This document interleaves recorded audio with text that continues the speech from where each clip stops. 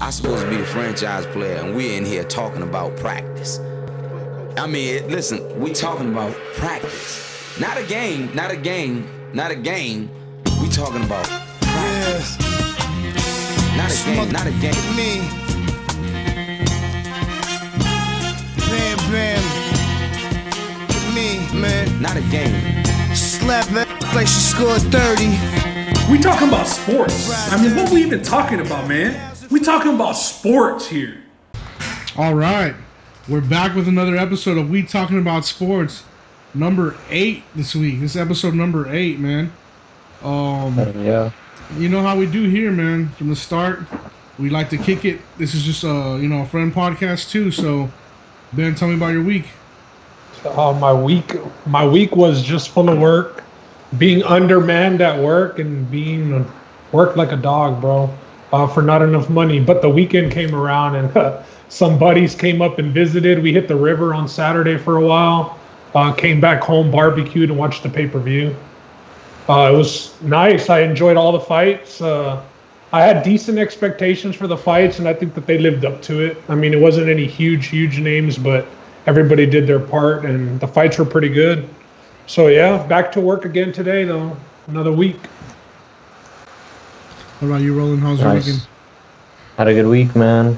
Just back at work again on a part-time basis, but just glad to be going into the office, getting some kind of routine going and stuff like that. So glad to have that back. Soccer's still going, keeping me busy. And then the UFC, came back this week in a big fashion again with another great card. So I was happy to see a lot of those results come through in terms of the way the contest shook out for a lot of people.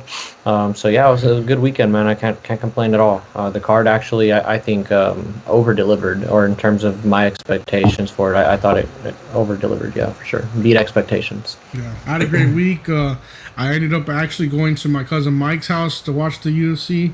It was pretty cool, getting to be there with the fam, and kind of, it's been a while since we've hung out with the fam because of all the social distancing and whatnot. So, yeah.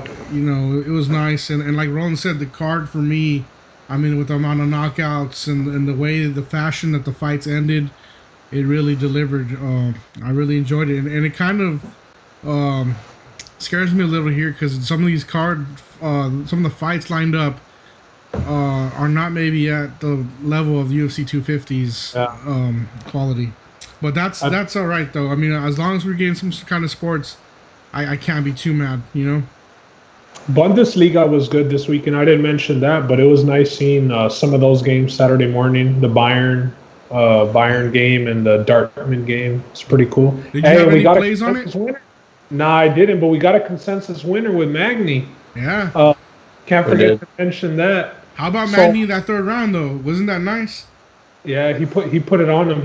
We'll get into that a little bit right now when we recap the card. But yeah, I got to mention that the consensus moves to 2-2. Nice. All right. You know what? Speaking of the contest recap, let's go over that, Ben. All right. Well, yeah, like we said, the contest was going to shake up a little bit due to the fact that there was 11 fights on this pay-per-view card and the updated standings. We got Roland Z at 19.3. We got Justin at 17.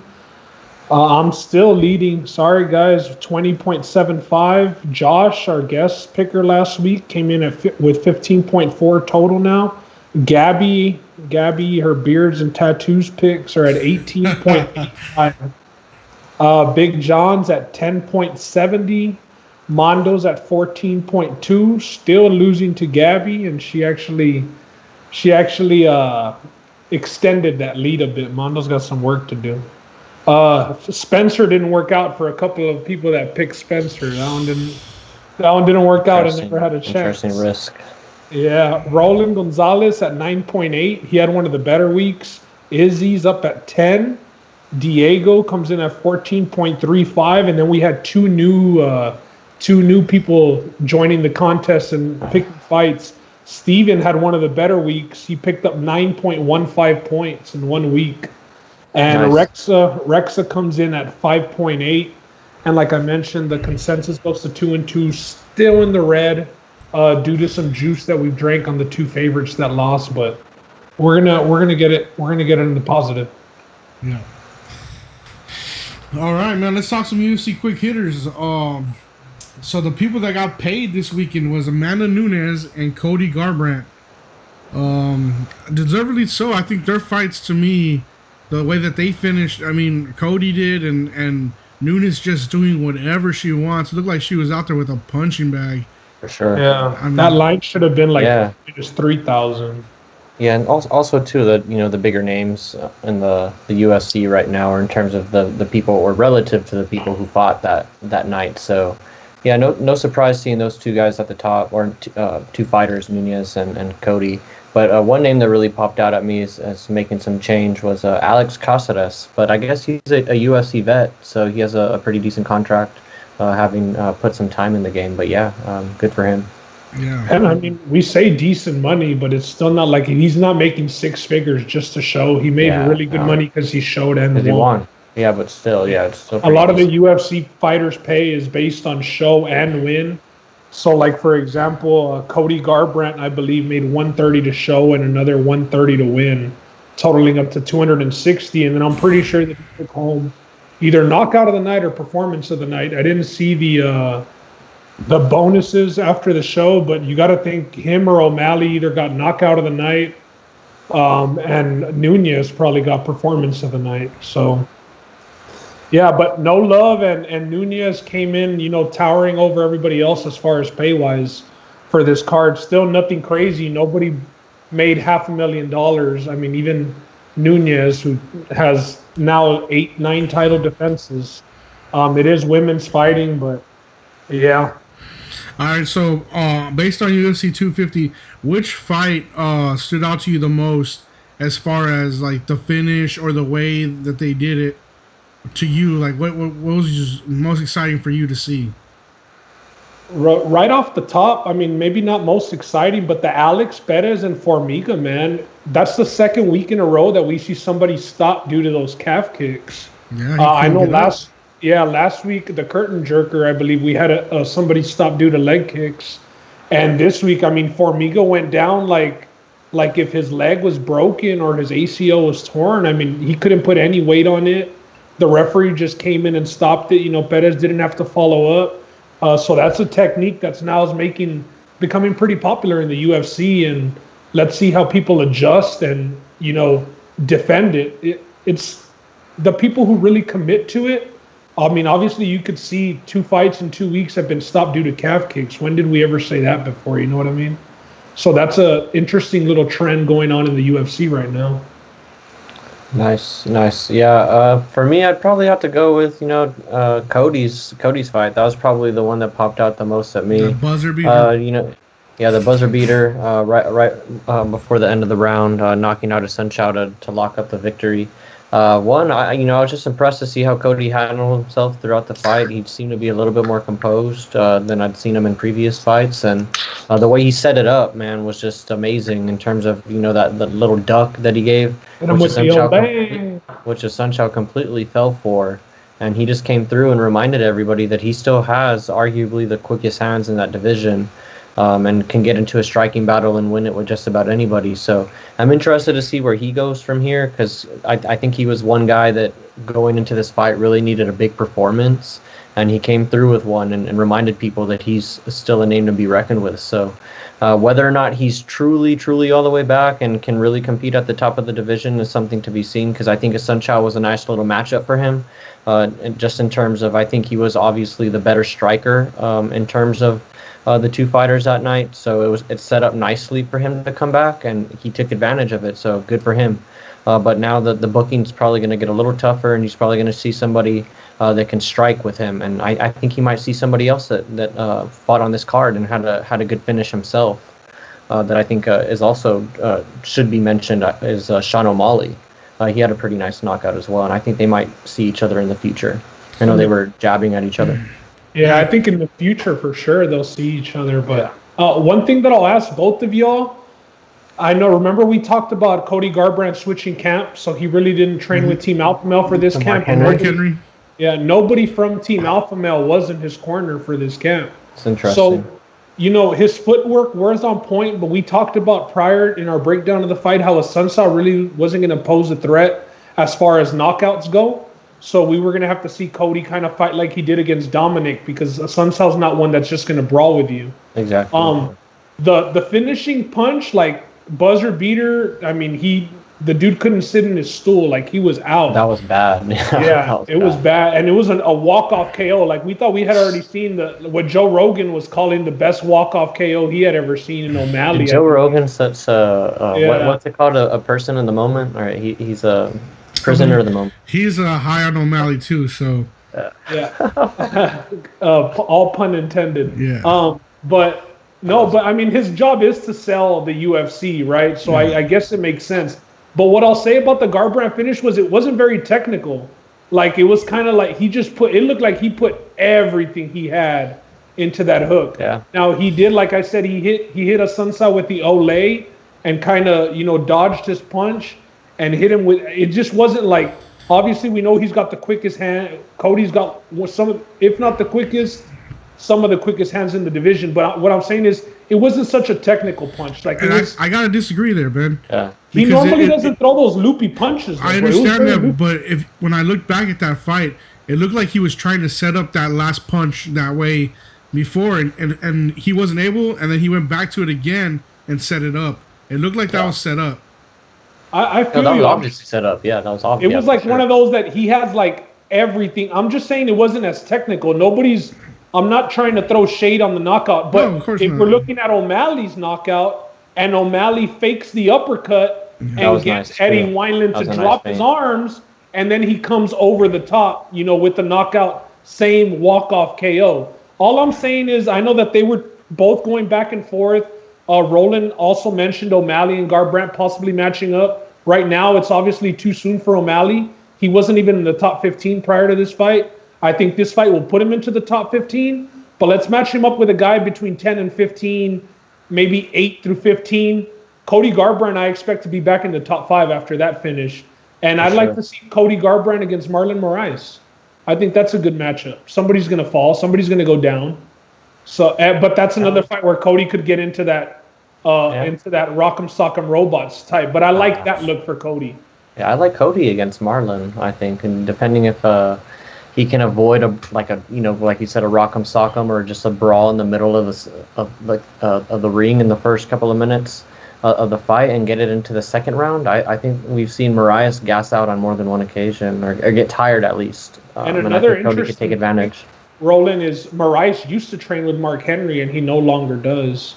So I mean, also Mark Henry would have a really good game plan for Moraes. I think it'd be survive the first round and after that it'd be all close. Exactly. So, but I think that's the fight to make for Cody. Now he's going to be in the top 5. Marlon Moraes is ranked number 1 right now. Maybe Aljo will pass him with the finish that he just had. We'll get into that in a bit. Shout out Aljo. Yeah. That Moraes and Cody fight, I like it. I think that's a good matchup. Yeah, and I think you're right in terms of it being a little too soon for O'Malley. I know the UFC likes to pump their guys up in terms of giving them like either favorable matchups or they'll give them the big fight if they think it's ready and they really need to sell. But I don't think they're that desperate or they need to make that. There's a bunch of options that they can make, and I think they really like O'Malley and they don't want to ruin him in terms of bringing him up too fast and seeing him get knocked out. They've been picking all the right fights for him, man. Like yeah, they've been picking him nicely. Yeah, for sure. And the thing about O'Malley, he doesn't have a manager. It's just him and his coach doing negotiations, picking all the fights.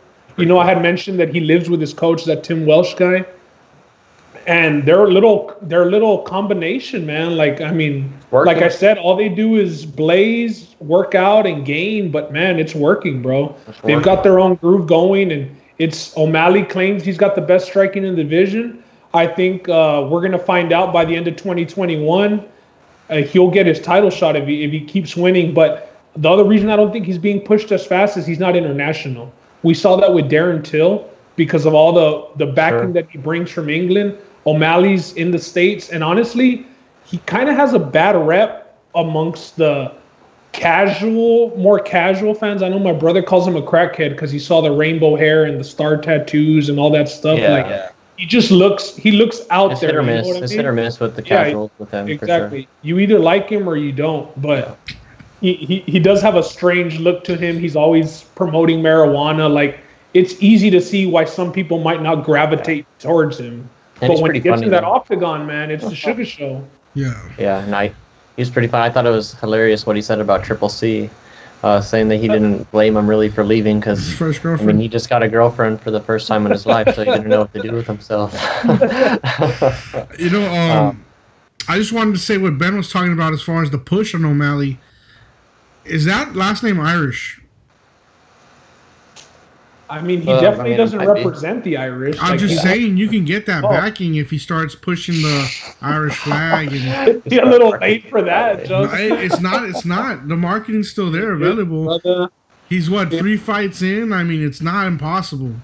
Nah, but I mean, it's gonna be kind of corny if he just picks up Yeah. that stick I all mean, of a sudden. he- Like he- that's not, like he's He not has gonna the take back that tattoo with the on- family tree name. It's not like Yeah. that far off.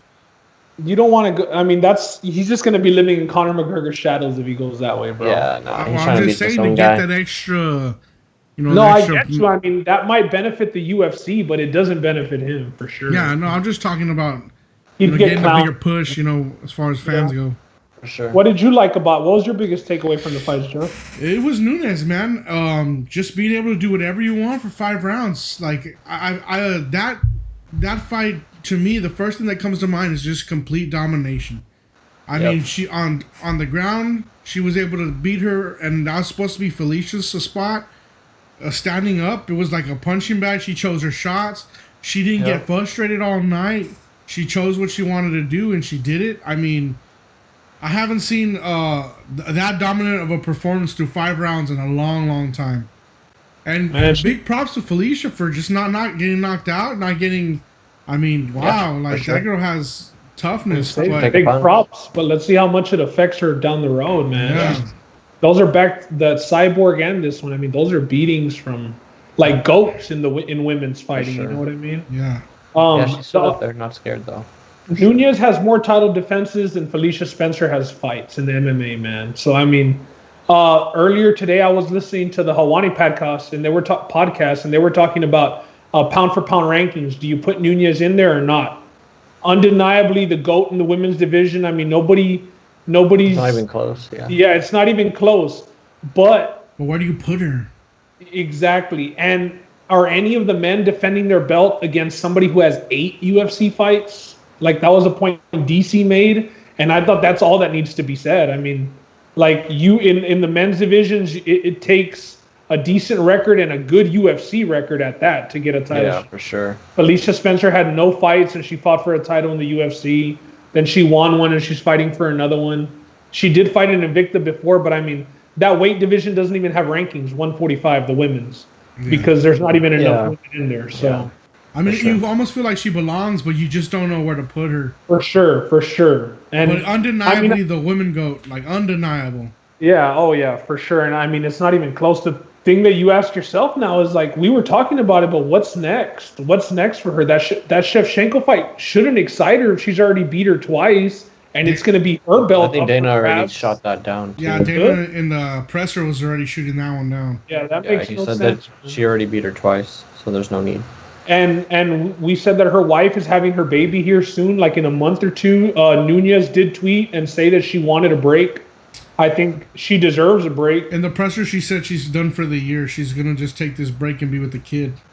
There So you there go. goes that Megan Anderson fight at 145. And hopefully, I mean, that'll give it time, bro, for maybe 135 to kind of sort itself out. I know Holly Holm got booked against Aldana. Aldana, yeah. I mean, in another August main 1st. event. Yeah, that's pass. But whatever, that division will sort itself out, and then Nunez will come back and feast on whoever's next in line. And she won't be having to fight the number 6 ranked person just because she's already beaten the top 5. You know what I mean? Yeah.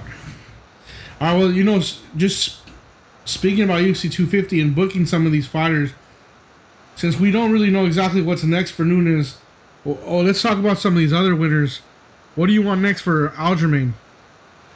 Aljo, The I think title Dana fight. said it was The title title. fight. That's it. Title And or bust. Ray He doesn't Longo have to fight said, again. Just yeah, let him Ray wait. Longo said they're not signing a contract unless it's for a title. All right.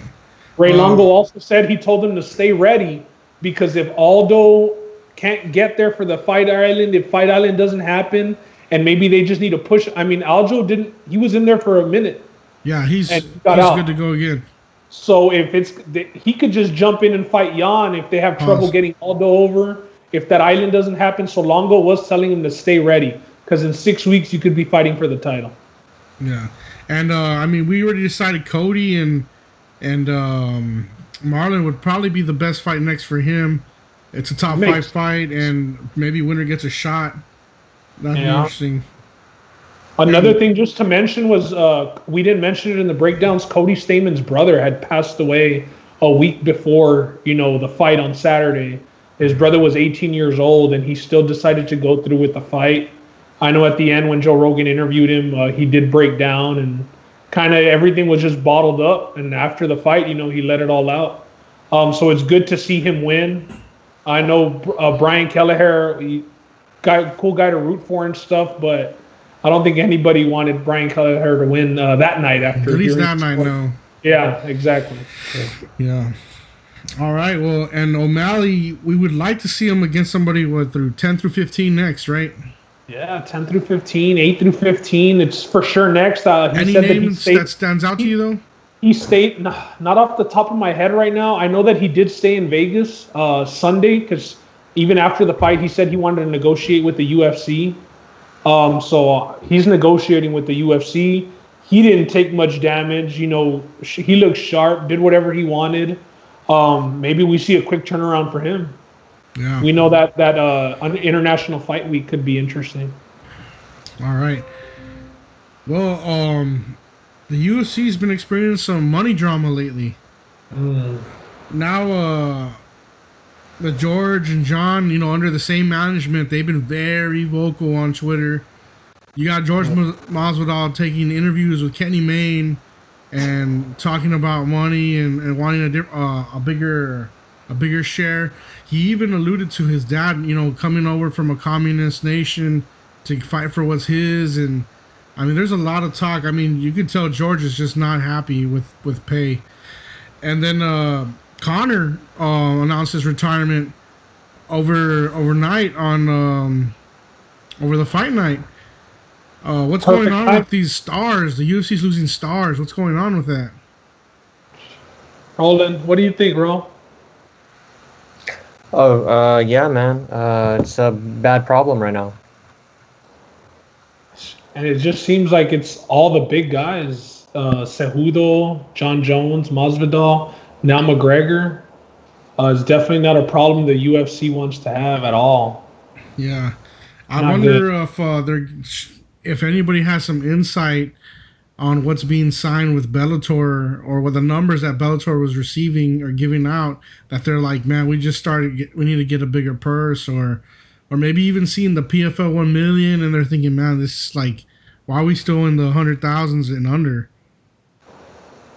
No, I just really think that their star power is just, catching up pretty much, and they're realizing how much that they're losing out there when they see, boxers, and they understand that UFC is probably the fastest growing or one of the faster growing sports in the past decade or so, give or take, or maybe the past 20 years. It's been around for a while, but I feel like since 2010 and on, it's really taken off. And when you're one of those guys like Conor McGregor, who's arguably, I mean, he's single-handedly responsible for their most recent blow-up, arguably, into the mainstream. And I mean, when you're getting paid comparatively to guys like Deontay Wilder and the others of the world, and you see other boxers making this big time money, I mean, it gets at you. And when you're also a guy like Conor McGregor, who's experienced how much he can make on the boxing side, it just amplifies that feeling. And these other guys like Jorge Masvidal and John Jones and the bigger names, they realize that they're the big draws, and if they're not fighting, I mean, the UFC is probably still going to be okay just because of their namesake and where they stand in the industry. There's just not another company that really can compete with the stable of fighters that they have. But at least these guys at the top, I mean, something's to be said about their draw power. I mean, you can go to a bar and you can tell the difference between when Conor McGregor is leading a card and I don't know who else. I mean, I don't want to be disrespectful, but when Amanda Nunes is leading a card or when somebody else is headlining a card. There's a major difference, and there's data to back that up. And I just think these guys want to get paid for it, and I think they're really serious about it. And I just don't know what they can actually do about it in terms of fixing the pay scale. I think there is a solution out there. And yeah, I know people have talked about a union, but a union kind of just even without going that far to a union, I think there's a solution. What is it? What they used to do beforehand, before the UFC Reebok deal, fighters were making $100K on their shorts and on their little banners. Yeah, the Reebok deal's about to be terminated. It's coming deal did up. Screw over the fighters. Yeah, it did screw over. That's a good point, Let Justin. the fighters wear their shorts again. The ones they want to bring in, get sponsored by whoever they want. Yeah, and that'll make up for a lot of pay. I mean, some of these guys who have the draw power, like McGregor, Masvidal. Imagine the kind of sponsorships they could bring in and the money they could bring in. For sure. No, I agree 100%. That Reebok deal is something that really put a damper in their earning power in terms of not being able to get those sponsorships. I mean, they still get sponsorships, but it's not as amplified, I'm sure, as having that free advertisement on a pay-per-view where hundreds of thousands of people are watching. So yeah, because that Reebok deal, I think if you're a top fighter, you make the same as the low fighter. And you're not buying the fight for the low guy. You're buying the fight for the top guy. And then when you have the only opportunity, from what I know, I know the pay-per-view points they just don't throw them at everybody. I mean, you have to either be a champion or maybe like I'm sure Conor McGregor might still be getting pay-per-view points even though he's not a champion, or maybe they just have a different deal worked out for him. They went away when they signed with ESPN. Also, that's true. Yeah. So. I think pay-per-view also is a dead model. Like it's something that's got to change too. I think subscription based is the way to go nowadays. If you look at everything, it's subscription based. No, I know, but imagine if you could pay $80 a month and get 2 fights or 2 cards or whatever. I think there's another way. There's got to be another way. Yeah. Well, with McGregor, I don't think money was the problem in his comments and his comments to Helwani. He was pretty much just he was wanting to be Dana White and the matchmakers and tell them how 155 was going to play out. Oh, yeah, he said he wanted to fight Gaethje and keep the ball rolling. And when they didn't give him Gaethje, and Ali wasn't going to give him Gaethje because Ali wanted his guys to fight and keep McGregor on the outside watching in so he could do stuff like this, bro. Retire. Well, and then, I mean, if you think about it, Conor did have the chance of fighting Gaethje up front, but I think he went the cowboy route, maybe, for sure. So I think could have gotten Gaethje out of that picture. All right, that's true. I gotta ask y'all, with this being Conor's like 6th retirement, do y'all put any real weight behind this one? Third retirement in 4 years. Probably not. But I do think it's a bargaining chip, and hopefully he stands out a little bit to try and help the other guys. But I don't know how serious he is about it. He does have a lot of the leverage right now, like Roland said, as far as bargaining chip.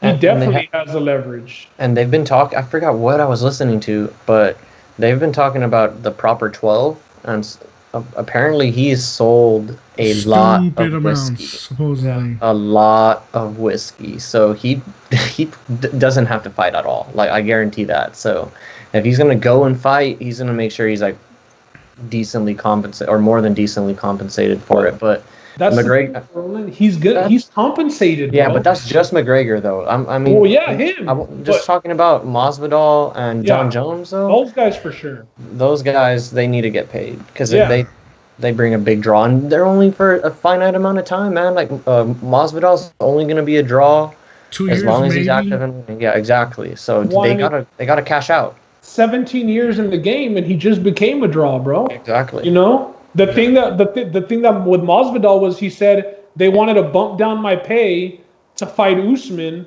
from what I made to fight Diaz, just because Usman is less of a draw. Yeah. And I agree with him. They shouldn't be bumping down his pay. He probably wants it bumped up, and he probably won't even fight for the same pay. But the last one was for the BMF belt, so technically it was a championship fight as well, because it was a 5-rounder. But the thing is, Usman really isn't a draw. Hell of a fighter, no, he's not, but people don't like him. You know what I mean? Like, people don't get behind to see him fight. that Colby and Usman fight didn't even do crazy numbers, and everybody was wanting to see Colby get smashed. Yeah. You know what I mean? So John Jones and Masvidal, Triple C, all the money for sure is the deciding factor in them saying, hey, we're walking away, we're all relinquishing our titles, whatever. But that's when you get Amanda Nunes being the main event. Not that she doesn't deserve to be a main event. She does. Amanda Nunes as a co-main to a main, how they've done it of DC and Stipe or John Jones and somebody, that's the perfect co-main, bro. Not main. Even though we got all 25 minutes regardless. But with McGregor, he wanted to be the one calling the shots, and they didn't, it didn't work out that way. You can't always do that. And then he said that fight between Khabib and Gaethje got pushed back to August. I guess it was supposed to happen in July. Then it got pushed back to August. After that fight happens, he'll come out of retirement. Any he said word that on Khabib's dad? No, I haven't heard even anything. followed up on that, actually. Yeah. Hopefully he's all right, man. Yeah. All right. Well, one of those fighters that officially has retired and relinquished belts was Triple C, and now he came out saying that there's one fight he'd come out and unretire for, and that's Volkanovski. What do y'all think about that? Is Triple C a little too small for 145? No, I or think not really, that's because Volkanovski's also that tiny. Exactly. I think that's the reason why it's doable, because Volkanovski's the perfect champ to go against in terms of he's not that tall.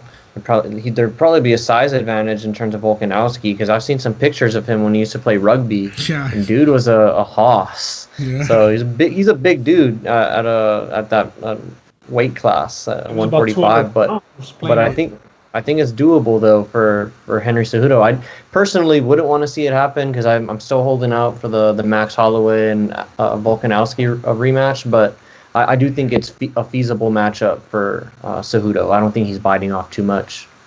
Yeah, I agree with Roland. We had even mentioned about how he wanted that, and he might even take that without the pay raise just so he can say he's the only guy to ever hold 3 belts. So that's why I think he might do that for the same pay. And after that, if Dana doesn't pay him, well, buddy, fine, I'll walk away. But the UFC changed the name of this shit to Triple C instead of UFC. Well, it would be quadruple C, because he's already Triple C.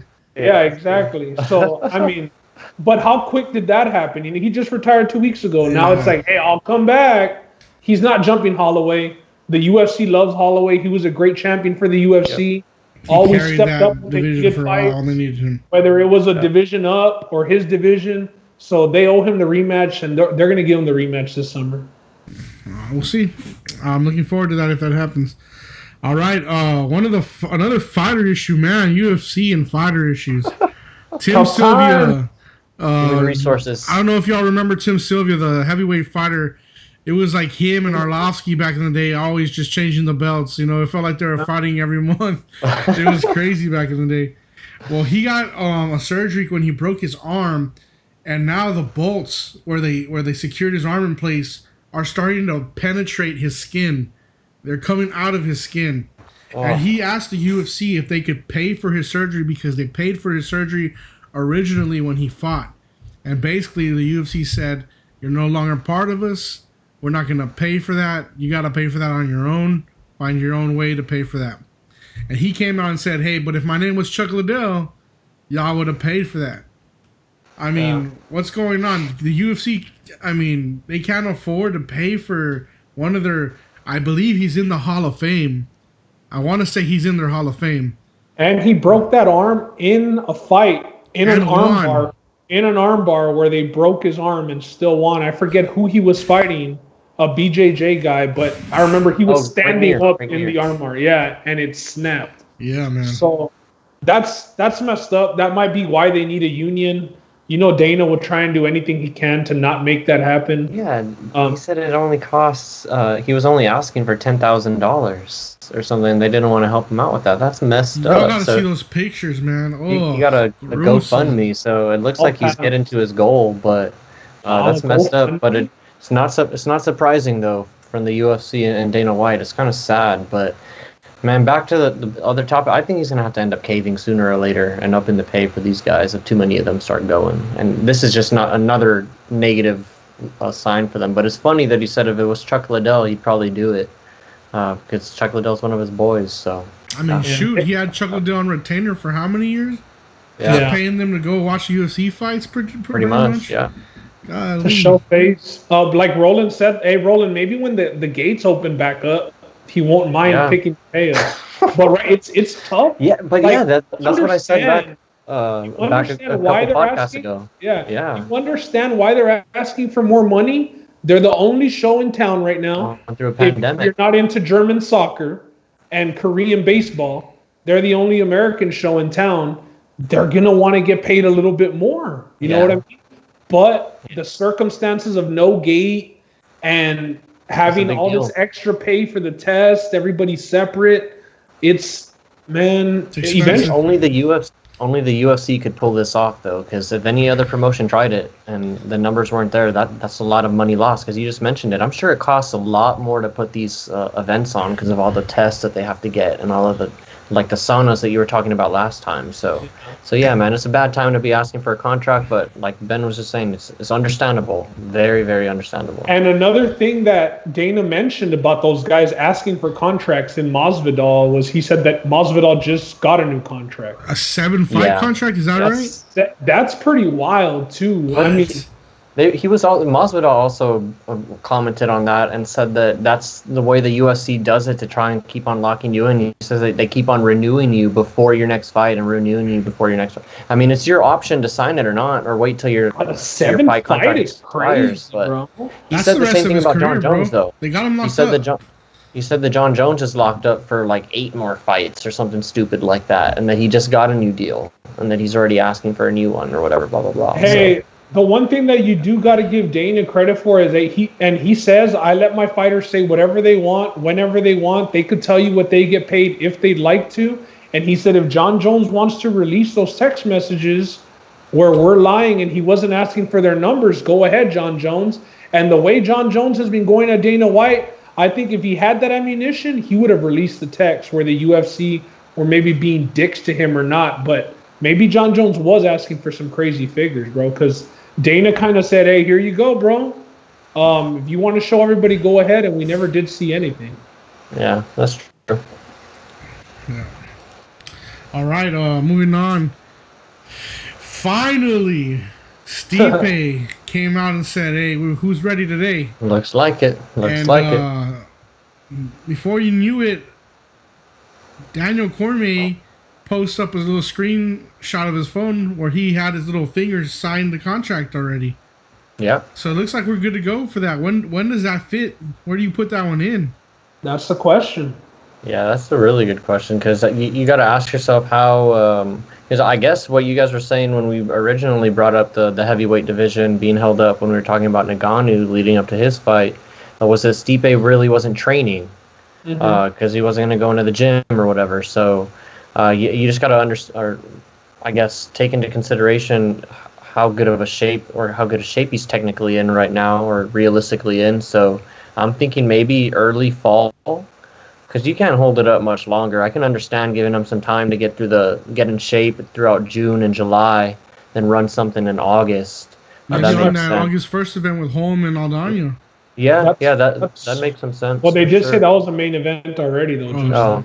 There you go. But that's not a main event, man. It's a fight night, though. They're gonna be fighting on pay-per-view, Stipe and DC. Yeah, and I'll just say, I'll be a little bit more appreciative of both guys going forward because this is probably shaping up to be Daniel Cormier's last fight in the UFC, win or lose. And he's been a pretty, I guess, entertaining character throughout his career, and Stipe's a pretty good a champion as it is, and he's a very, very respectable guy. So I'm going to be a little bit more appreciative of both of these guys in the build-up to the fight, because especially DC, because we're only going to have him for a limited amount of time as a fighter. I'm sure he's going to be around as a analyst and a play-by-play guy. But and on the sides coaching. Yeah, exactly. But DC definitely commendable career, and glad to see them getting this one done finally. Yeah, I think that they just wanted to put everything on paper, and I say 2 months from now they fight, but at least it's locked in. Yep. Now DC is certain. Yes, it's gonna happen. I'm not gonna retire, so at least they have something to look forward to, right? Yeah, They'll figure sure. they'll figure out the date, and I'm sure we'll get it here, if not by this weekend, next week, but it'll be sometime right after the summer. My prediction. So I'm guessing that'd probably be the next biggest fight for us to look forward to in the Well, coming up International Fight Week, in July. Yeah. they're gonna have to put something good on there because they always do. And if we're just talking about what champions haven't fought, Usman against Burns since June already happened. Usman. That makes sense there. That does. Yep. And That's- speaking Dana of already said he Burns, moved on from Little Masvidal. Burns is calling out some people too.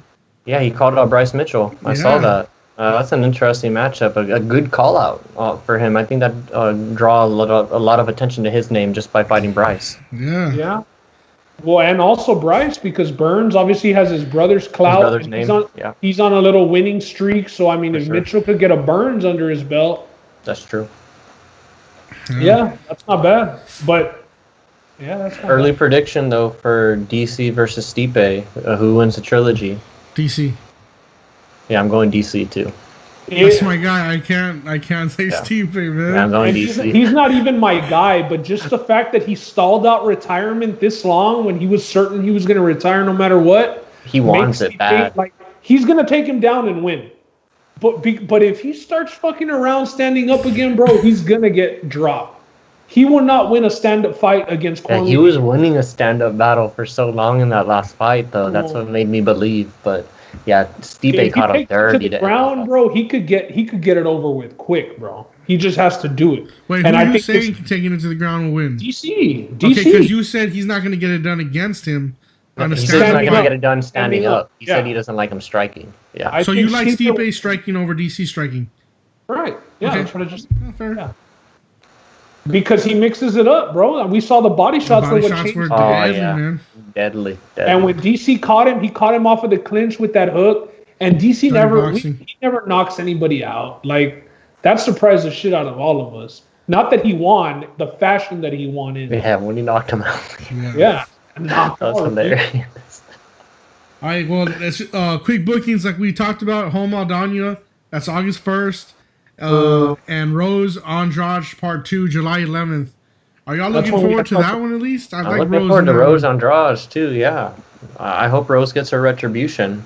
But I think Andrade is also, she's going to be a raging bull, trying to erase that last loss that she had to Weili Zhang, right? I don't want to botch her name. Yeah, Weili, Zhang yeah. Weili. Well, Zhang Weili there. hopefully Zhang Weili. Rose comes in without that anxiety she had last time, where she Yep, even yep. said after the fight, it was tough being champion, and Well, hopefully she well, comes hopefully- in just Hopefully she took the fight. That means she's in a good mental space already. So yeah, hopefully she maintains that. I Not agree. even the anxiety, Justin, the nightmares of being slammed by Andrade, and she's facing her again, bro. dude, Like, she got slammed and- on her head, brother. I think this Yeah. makes it for sure the winner gets Zhang Weili, because they were talking about either Rose against Zhang Weili or Andrade against her. I'm pretty sure this is an eliminator, a number one contender spot. So after whoever wins this fight, July 11th, we'll find out who Zhang Weili fights next. Yeah, I think so. Any idea where Zhang Weili's at right now? Did she go back to China, or is she still in the States? I would imagine. That's a good question. Just curious. I would imagine. Yeah, I'm not sure. All right, well, UFC Fight Night coming up. Fight night. It's Jessica Evil Eye versus Cynthia Calvillo. Where's Calvillo training these days? Is she still with American with Alpha Male? Where's she at? No, she's not with Alpha Male. She had left Alpha Male, I believe, a fight ago. But I'm gonna look up the camp right now. I don't have it off the top, but Hey, while you look she's up not- that camp, I got a question for you. all right. Garbrandt winning this past fight with Mark Henry. Do you see him leaving camp at all at Alpha Male, or still just split time? Just curious. Here's the thing, bro. Mark Henry recruited and sought out Garbrandt. You thought he Garbrandt. could help him? It wasn't Garbrandt. I saw an interview and Mark Henry said, like, I saw the potential. Like, on paper, this dude, there's no reason why he shouldn't be the champion. It's just his IQ in fights that gets him in trouble, because we saw what he did to arguably the greatest of all time in that weight class. So Mark Henry over the years had been recruiting him, and he finally got Cody to commit. I guess after all those wars that he had with Alpha Male. And I mean, it wasn't even. I'm not a big fan of Team Alpha Male, but it wasn't Team Alpha Male's fault either, bro. No. Maybe they were pumping Cody's head a little bit too much because he did become champion and he became like a piece of shit. Excuse my language, but he was just. He finally beat the guy they could never beat, you know. So and the guy who beat his mentor. Yeah, I get it, but bro, I mean, he went off the deep end, bro, right after winning the belt. Yeah. And that rivalry with Dillashaw, like Alpha Male just put too much damn pressure on him. The other fool is juiced to the gills, and he knocks you out twice. Like, and then you go into another fight, do the same thing. The change in camp is exactly what he needed, bro. Leave the West Coast, leave LA, go to the East Coast, grind, and put in work. Because Mark Henry's arguably the best striking coach in MMA. So it's good things are ahead for Cody Garbrandt if he keeps the right head on him. Like we said, just be patient, bro. Just be patient. Yeah, I like him with that camp. I like him with Mark Henry. Definitely I was just curious, and that wasn't even part of our topics, but I was wondering, and I had to ask you. Cynthia Calvillo's with Tiger Muay Thai now, so she's no longer with Team Alpha Male. I no other big fighters train out of Tiger Muay Thai. It's a pretty well-known gym, but yeah, she's no longer with Alpha Male. Okay. But let's get into this, bro. We only got 5 fights this week. We're only going over the main card. It's a pretty watered-down card, as you could see with the main event.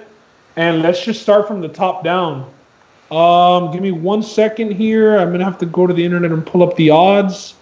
But we're going to start off with Cynthia Calvillo against Jessica Evil Eye. Calvillo's coming in with Eye is coming in with a 15-7 record. Cynthia Calvillo's coming in at 8-1-1. Both girls missed weight for their last fight. Calvillo by 4 pounds. She did win. Jessica Eye by 5 pounds, and she also won. Not a good look for either girl. Calvillo is moving up in weight now, though, so she's no longer fighting at 115. She's moving up, so weight shouldn't be a problem for her this time out. Jessica Eye, we know that she got a title shot against Shevchenko 2 fights ago and got brutally KO'd by Shevchenko's high kick. Not bad. It was a walk-off KO, right? Yeah. It was really bad. Jessica Eye is a seasoned vet, though, man. Calvillo only has 10 fights under her belt. I believe 5 of them are in the UFC, though. Yeah. But Jessica Eye has been through the ringer. She's more experienced. She has the advantage standing up, although I think Calvillo has the advantage on the ground. It's a 5-round fight. Calvillo's never gone 5 rounds. But I don't expect her to go 5 rounds this one, and I got Calvillo by rear naked choke. So I'm going to pick Calvillo. The odds are pick 'em on both fighters. Yeah, it's a pick 'em. Eye and Calvillo. Yeah, I'm going to have to agree, and I think you hit on it with the end of your point. Jessica Eye, she's a girl who's been through the ringer, and she's, a seasoned vet in the UFC. So that's where I'm going with this one, especially in a 5-rounder. And a girl who typically goes the distance. I mean, she's gone the distance in like 8 of the last 9 fights. So I like this fight to stay standing up. I think she's gonna be able to keep it there. And I think she's gonna win, but it's gonna go to decision. So who do you got? I got Calvillo. Oh, my bad. My bad. I got Jessica Eye. Okay, My bad. I got Jessica Eye. We're good. Just. Oh, what were the odds on it? Did you get the odds pulled up? It's a pick 'em. It's a pick 'em. So even. Yeah. I'm gonna go Calvillo just because her only loss is Carla Esparza, high level wrestler, and I think she's gonna get her on the floor, and she'll win it. All right, cool. Next up in the middleweight division, finally a fight that's supposed to have happened already twice. And I know we all saw Marvin Vettori blow up in the hotel after it didn't happen last time, but we got in the middleweight division, Carl Baby K. Roberson with a 9-2 record against Marvin the Italian Dream Vettori, 14-4 record. Vettori is -220. The comeback on Roberson is +170. Vettori, man, like I said, we saw him blow up in the hotel on Carl Roberson when Roberson missed weight and pulled out the day after weigh-ins, even though the fight was still supposed to go forward. So Vettori was supposed to fight Darren Stewart in London on that Leon Edwards and Tyron Woodley card that didn't end up happening. Darren Stewart ended up fighting for Cage Warriors in London, and Vettori's fight got canceled. Then he got booked against Carl Roberson in Nebraska. That got canceled, and it got pushed to that Jacksonville card. Roberson pulled out, so now let's see if the fourth time for Vettori is a charm. But that's why he was so heated in that hotel rant where we saw him going off on Roberson. Pretty plain and simple, man. We already broke down this card. I believe it was episode 3. I'm going to go with Marvin Vettori, the bigger guy. I think he's pissed off. I think he might have intimidated Carl Roberson a little bit with that hotel incident. So, yeah, give me the 2-1 favorite in Vettori. Yeah, I'm going to take Marvin Vettori, bigger fighter. I think he's a younger fighter also. So he's definitely hungry to get a victory, especially after the unfortunate circumstances that he's had to deal with in terms of all the fights being canceled and whatnot. So as long as he's able to keep everything in check and he doesn't go in there and just start throwing haymakers and gets caught or something like that, I think he's going to be able to win this one pretty convincingly. So I'm going to go Vettori here. Yeah, same Italian dream for me. Yeah, and good point, Roland. He does have to keep his emotions out of this fight, though, because if he gets too wild, he got crazy mad in the hotel. That video, I mean, and rightfully so. I get it because of the whole. I guess Roberson was going to fight even though he missed weight, and then he decided to back out. So, and he had already had a couple canceled on him or moved. So, I get it, but man, just it's like we were talking about with Cody. You just got to keep your head on your shoulders when you go in there. So as long as he's able to do that, I think he's got the victory. Especially at 205, these are heavier guys. So dangerous. One shot could change the whole fight. Up next, we got in the bantamweight division, Merab the Machine Dvalishvili with a 10-4 record, and he's actually coming in as a heavy favorite, minus 380 against Ray the Taz Mexican Devil Borg. 13-5 record, and the comeback for Borg is plus 280. I'm gonna ride the good vibes of that Aljo win, and for Weidman Longo, Merab is Aljo's main training partner. He was one of his main training partners for this camp, as he was actually going through his camp as well for this fight. I know the team stayed in Vegas, so he's been in Vegas already for 3 weeks now. Nice. Relentless. They call him the Machine because he's got cardio for days. This dude's a native of Georgia. Arguably, he could be undefeated in the UFC, but he did have 2 decisions not go his way early in his career. So he's 3-2. But I see relentless takedowns, 10-plus takedowns if he doesn't keep Ray Borg down. But I got the Machine in this one. Hey, when you say native of Georgia, do you mean the country or the state? Yep, the country. Okay. That's why. Yeah. Nice. Yeah, I really wanted to pick Ray Borg because I like him, but I picked him against Ricky Simone, and he burned me a little bit. So I'm going to go with Merab here. I think he's going to control the pace in this one. I think he's going to be the more aggressive, I guess, grappler, because that's what both of these guys kind of pride themselves in. And, just from what I saw from Ray Borg last week, I think Merab's going to be, or not last week, but a couple of weeks ago. It's only been 26 days, but I think he's going to get outclassed again, unfortunately, because I do like Ray Borg, but I'm going Merab here. Yeah, I like Ray Borg, sentiments as far as the hearts go with his son. But he really hasn't been the same since that DJ fight, where he was on a streak getting up into that fight. So I'm going to go with Merab this time. I think they're going to get it done. Yeah, there should be some good scrambles in this fight, lower weight class. So, but up next in the featherweight division, Andre Touchy Fili with a 20-7 record up against Charles Air Jourdain. The line on this one, Fili is actually minus 225. Charles Jourdain is plus 175. Fili, he's coming in off a unanimous decision loss to Sadiq Youssef. Sadiq Youssef is a young up-and-coming prospect. The dude's going to be fighting for a title in a couple of years, so that's not a bad loss. Prior to that, Fili he was on a little 2-fight win streak. We know he's been a Team Alpha Male fighter his whole career in the UFC. A lot of his career has been in the UFC out of those 27 fights. So he's a seasoned guy. He's been in there for 7 years. Jourdain, he's coming in off a TKO win against Doo-Ho Choi, the Korean Wonder Boy or Korean Super Boy.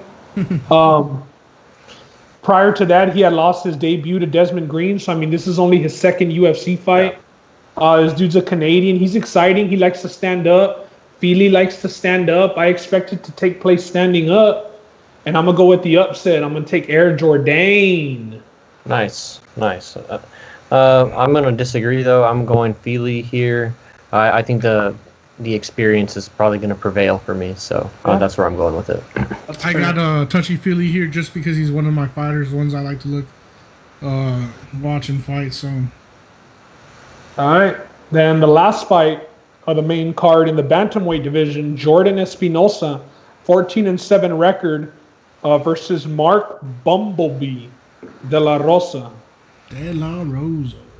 Yeah, both of these guys, man, not on the best of streaks at all. Espinosa's on a 2-fight losing streak, although he did lose to Alex Perez, the guy who we just saw beat Formiga this week. That was one of them. He's a Dana White Contender Series alum, 1-2 record in the UFC. For the most part, he likes being on the ground. De La Rosa trains at Factory X, a pretty pronounced gym. He's on a 3-fight losing streak himself, and he also has a loss to Alex Perez. 2-4 record in the UFC.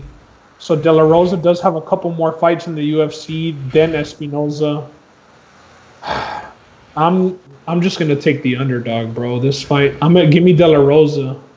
I'm just gonna go with the dog. What's the odds on that, Ben? Minus 170 on Espinosa, and De La Rosa's plus 135. You know what? Just for sake of keeping it different, I'm gonna go Jordan Espinosa here, and hopefully he keeps us on the ground. All right. Yeah, this is a fight that I would never bet on, just because. I wouldn't bet on it at this line. It's horrible. Yeah, and last week I made the silly decision to bet on Spencer just because of the amount of points that were available, and it didn't cash. So I'm gonna do the same, and hopefully this time it cashes. Give me the underdog. There you go. You go, Josh. All right. And we don't have a consensus based off the main card. We are going to review the whole card amongst ourselves, us three. And if we do have a consensus pick, we'll put it on our Twitter page. We'll pin it up there so everybody sees it. More than likely, we will have one. We just got to sort out the preliminary cards and find something there, because the lines on the main card are pretty steep, and we don't agree on a lot of them. The only one I can think of is the Merab fight, maybe. Yeah, but I mean, he's a heavy favorite, so it would have to be a parlay. Parlay. I don't think him and Vettori even gets you to even money or even minus 150. So we'll figure it out and we'll put it up on Twitter. Yeah. All right. Well, you guys got anything else for UFC or anything comments that you heard up through the week? Or exciting times, and I'm interested to see where all of this pay stuff goes, and I want to see if somebody budges or who blinks first. I think I have an idea who it's going to be. It's probably going to be the fighters, but hopefully they're able to get themselves some more money, deservingly so, especially Masvidal. One quick thing that I wanted to point out, and we brought it up briefly, but the shortened octagon. Did a little bit of research on it. It's 30.5% smaller than the big octagon. So the big octagon is 700 plus square feet, and the smaller octagon is 500 square feet. The smaller octagon, in my opinion, it was everything in that Aljo fight. I think Aljo put Sandhagen on his back foot real quick, and that big 5'11" frame was at the cage. Yeah, there's nowhere for him to go. Back. Yeah. 2 steps back. Right after that, he got his back into the ground, and it was over. So that small octagon, we should keep it in mind when we make our picks. I think definitely helps the wrestlers a lot. During the embedded this week, they were going over the octagon size, and they got in the ring and in the octagon, and they had their fighters, getting pushed back to see how far they can push back before they can move out. And he was like, "Man, I don't have space, and I'm about space here." It's so 30% is a lot, man. Yeah. It's a lot. Is that something that they can adjust, or they're just going to keep it while it's there because that's all that fits? Or yeah, the like apex just isn't big enough. Yeah. So for me, what I want to know is, Dana said that he put out like a document for other organizations if they wanted to start their fights, I wonder if any of the organizations have looked into that at all to see what they can do to come out and get their fights going. I know Bellator, they got a few names locked up, so I mean, I that's kind of more what I'm looking at. Does Bellator, are they gonna do anything soon, or maybe throw an international fight week fight and then chill for a while?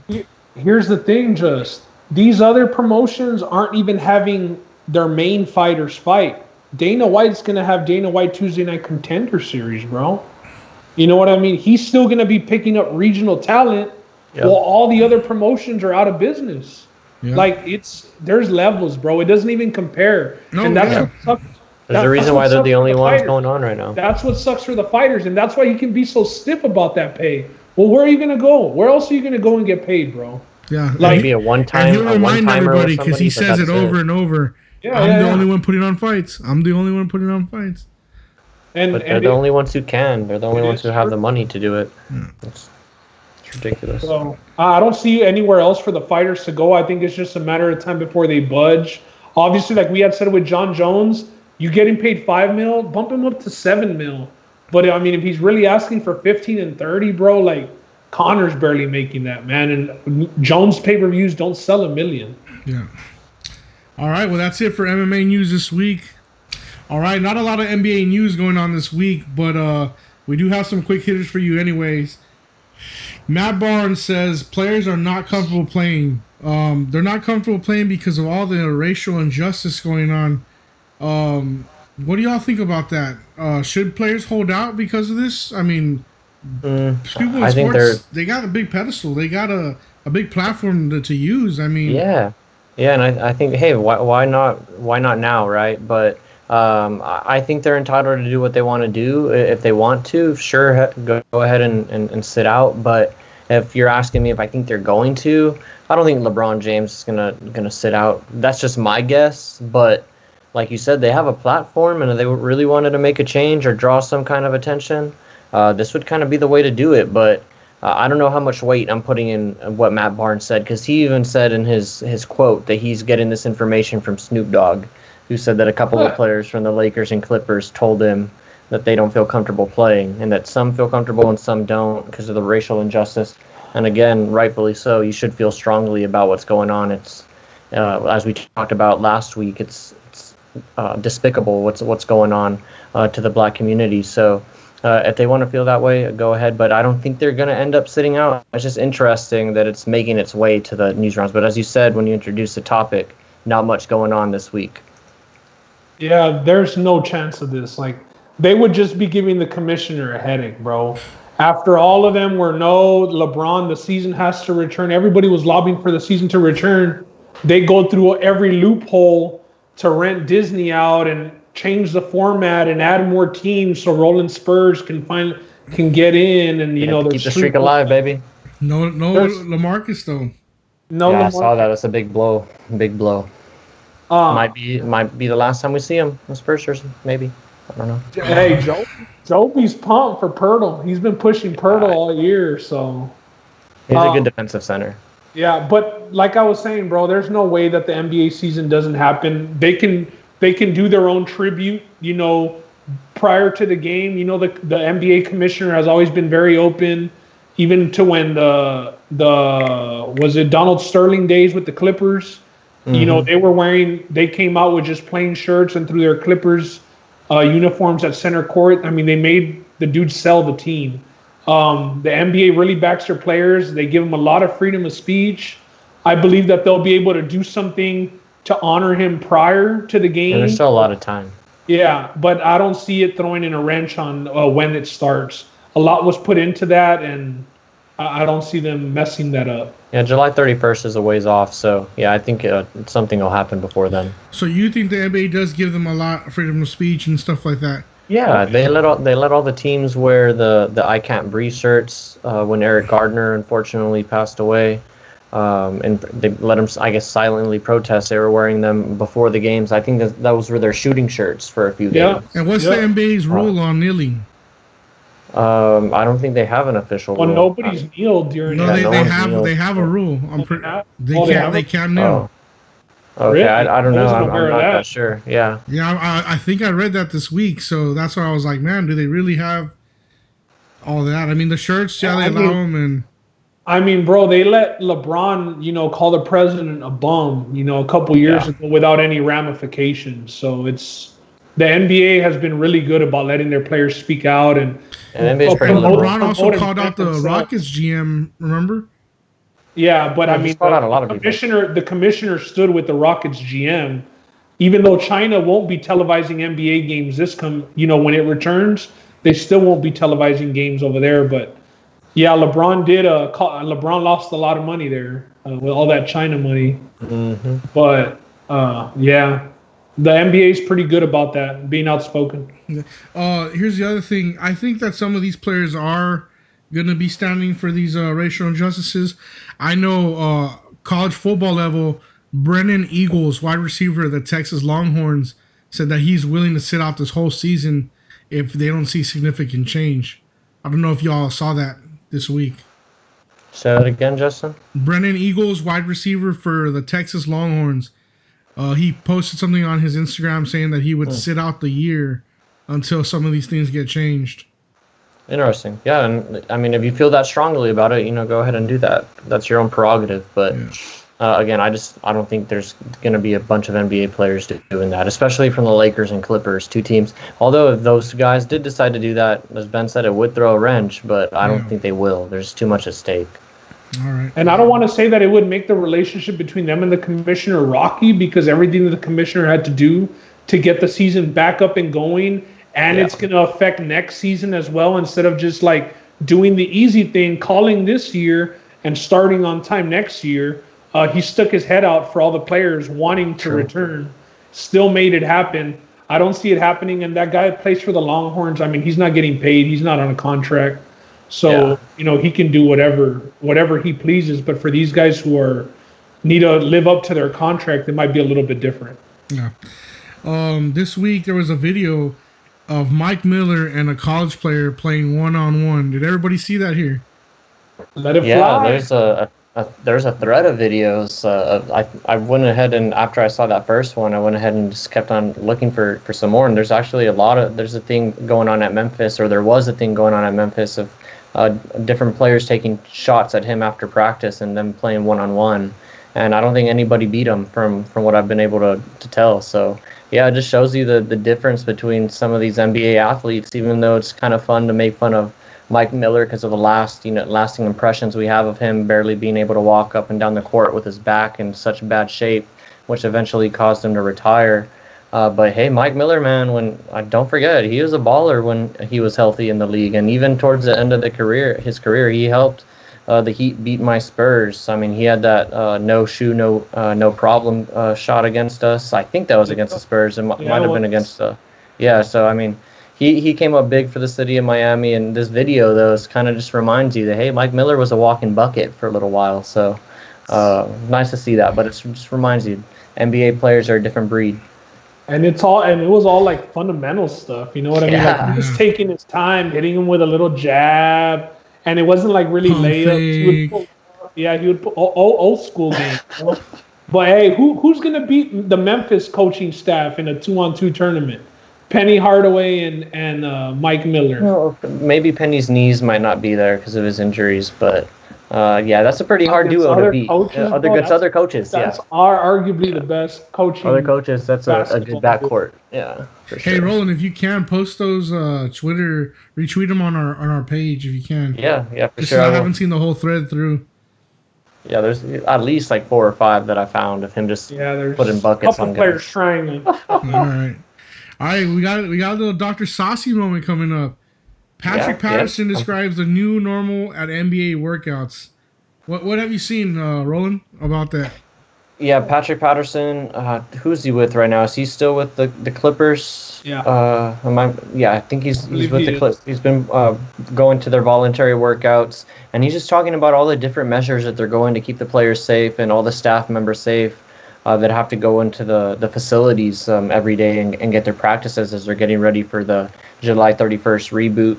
Among some of the things he was talking about, which I found to be pretty thorough and interesting, just seeing as I'm somebody who's going into work during these times. And these aren't necessarily measures that my workplace is taking, but the NBA is cleaning their cell phones, keys, wallets, any like additional item that they're like bringing with them into the facility. It's getting wiped down. It's getting cleaned. There's only limited amount of parking spaces because they want to have enough space for everybody, I guess, to have enough airspace when they're parking their car and getting out. And they have to limit the amount of people that are in the facility. Each week, it's not even close to full capacity. Another thing that they have to do, and we'll kind of talk about it a little bit with the NFL, is they're reconfiguring their locker rooms. There's not very many chairs in the locker rooms right now, according to Patrick Patterson. He said with the Clippers that everyone's pretty spaced out. That I'm reading his quote here, that there's only about 4 chairs in the locker room right now, and that each guy is in their own corner. Showers very limited, and as I said, they wipe down everything as soon as you touch it, from the basketball to the court to the weights. So again, they're taking the utmost precautions here and trying to keep everybody safe as they come back. But again, as I keep on saying when we bring up this coronavirus stuff, they're going through all these measures. Like, it just makes me ask if it's really safe or if they're just taking that extra precaution and it is safe. But well, I guess we'll find out if any of these guys start testing positive here soon. Hopefully not, because I do want to see some NBA basketball. Yeah. I think with other sports going on, like Bundesliga and MMA, and it's kind of set the precedent and made it safe. It's not like you're the guinea pigs. The NBA is jumping out there. You know what I mean? And if you see the measures that the UFC is taking, imagine the measures the NBA is taking, because they're worth, several times more than what the UFC is worth. So that makes sense that they're wiping everything down, and I'm sure they're taking extreme measures. I think the true test will be when everybody reports to Orlando. I know we're going to get to that. Mm-hmm. We're going to get into that right now next. But I think that's when, if anything's in jeopardy, I think it's going to be then, because all the teams will be on the same campus. You know what I mean? Yep. Yeah, and I thought it was pretty funny. I'm taking this from the Joe Budden podcast I was listening, but how many of these girls are going to start ending up in Disney World? I guess the people that travel with the NBA players, if you start seeing all of these women end up in Disney World, it's because all of those NBA players are down there. So it's just something funny that I was listening to. I was thinking about also that Jalen Rose comment, that what's the imports looking like. He said that on national television, but just going to be funny to monitor on Instagram. Yeah. I want to speak on this NBA return. How do y'all think the season's going to play out? Now that we got hard dates, I don't think we've talked about it, right? Yeah, I know, July 31st coming back. I don't know, man. I think we all said that we pretty much had the Bucks coming out of the East the last time that we talked about it in terms of who our favorites were. But, I was thinking about it, and maybe it's just because I've had too much time at home, and I look at all of this stuff, and I've been watching a lot of highlights. Man, in the East, I like the Celtics. I like the Celtics in the East. It's tough, but in this scenario, I think it's giving me flashbacks of Kemba Walker in his Connecticut days. He likes these quick turnarounds, that Big East run that he went on back in college. Then you have Jason Tatum, who before the NBA took off, he was looking like he had next in terms of being that next guy that takes a step to become one of those top 10 players perennially in the league on a year-after-year basis, in my opinion. Then you have Jaylen Brown, who's also there. My point being is the Celtics are a pretty deep team. I think this kind of benefits them, this whole reset. And I think Brad Stevens is going to have something for them. And plus, we have not seen the Bucks actually do it. And we have not actually seen Giannis do it. So in the East, I'm going to kind of flip a little bit from where I was in terms of who I had favored at the end of the season. And with this restart, after thinking about it a little bit more, I'm going to go with the Celtics coming out of the East. That's bold, Roland. That's bold. The only thing that makes me not like the Celtics in the way that Eastern teams are built is that I believe Daniel Theis is their center. And coming in after him is Enes Kanter. Yeah, they And don't have that's- any rebounding. It's just a layup line, man. If you're gonna have to be Yeah. bottling up Giannis, last year they did it because they had or I don't know if did They they had play? Al Horford. Al Horford's They had with Horford the that helped a lot, Sixers now. yeah. And Embiid, you're gonna have to deal with Embiid and Simmons in the paint as well. Siakam. Yeah, but they also have no 3-point shooting, so that's going to be. I mean, the Sixers we'll find out very quickly with them because I they're don't even matched up. expect the Sixers to be Yeah. up there. The Eastern Conference Finals for me, I'm not sure what I was on record saying before, but the team that I think could challenge them the most is the Miami Heat. That's who that. I would see them challenge. That's who I would see just because the Dog and Jimmy Butler. I'm a big Bam Adebayo fan. I think the Heat are pretty deep. I like Tyler Hero a lot. Heat are deep. It's a lot of role players though, and with Jimmy Butler being the star, and I don't even think that any of us have Jimmy Butler as a top 10 player in the NBA. So, He's up there, top 15 for sure. yeah, that's fine, top 15. But like they're really well built, and it makes sense because Pat Riley's the one that built them, Yeah. and he's known for building really good teams. But if I had to go back, I would say that the Heat are the biggest threat for the Bucks in the East. The Heat and the team that we haven't mentioned yet, it's the defending champs, the Raptors, still out there. But hey, I like the Celtics, so we'll see what they do. And then out of the West, well, actually, Justin, who do you like out of the East? Do you still like the Bucks? I still like the Bucks and the Lakers in the final. Okay. So that's the West. You still like the Lakers, and actually, I'm gonna agree with you. I think. No, you know what? I take it back. Agree with me. Nah. I take it back. I just thought about something. Kawhi Leonard, man. I'm sure this has benefited him more than anybody else. Kawhi Leonard and Paul George. I think they offer LeBron James a problem that he's not going to be able to answer in terms of their perimeter defense and just guys that they're going to be able to throw at him. Obviously, as I think I mentioned it the last time we touched on the Clippers, their starting five probably played less than 20 games together this year. So this time off is probably going to benefit them the most in the West. And Paul George arguably was having a pretty good season. So I'm going to go with them out of the West. It's going to be Clippers and the Celtics. I'm not so sure about the Celtics. That's my little hot take there, but that's what I would like to see. I had the Clippers coming out before. Nothing's changed. With it benefiting, I know me and you had talked a little bit about it, Roland, but I think it benefits my beloved Rockets a bit. Due to their small ball, PJ Tucker not having to take that beating of playing a full 81 games going up against centers. The small lineup not getting beat up all season. If it's going to be a shortened season and they got to rest for 2.5 months, hey, the small ball might be rejuvenated if the first couple of rounds are 5 games.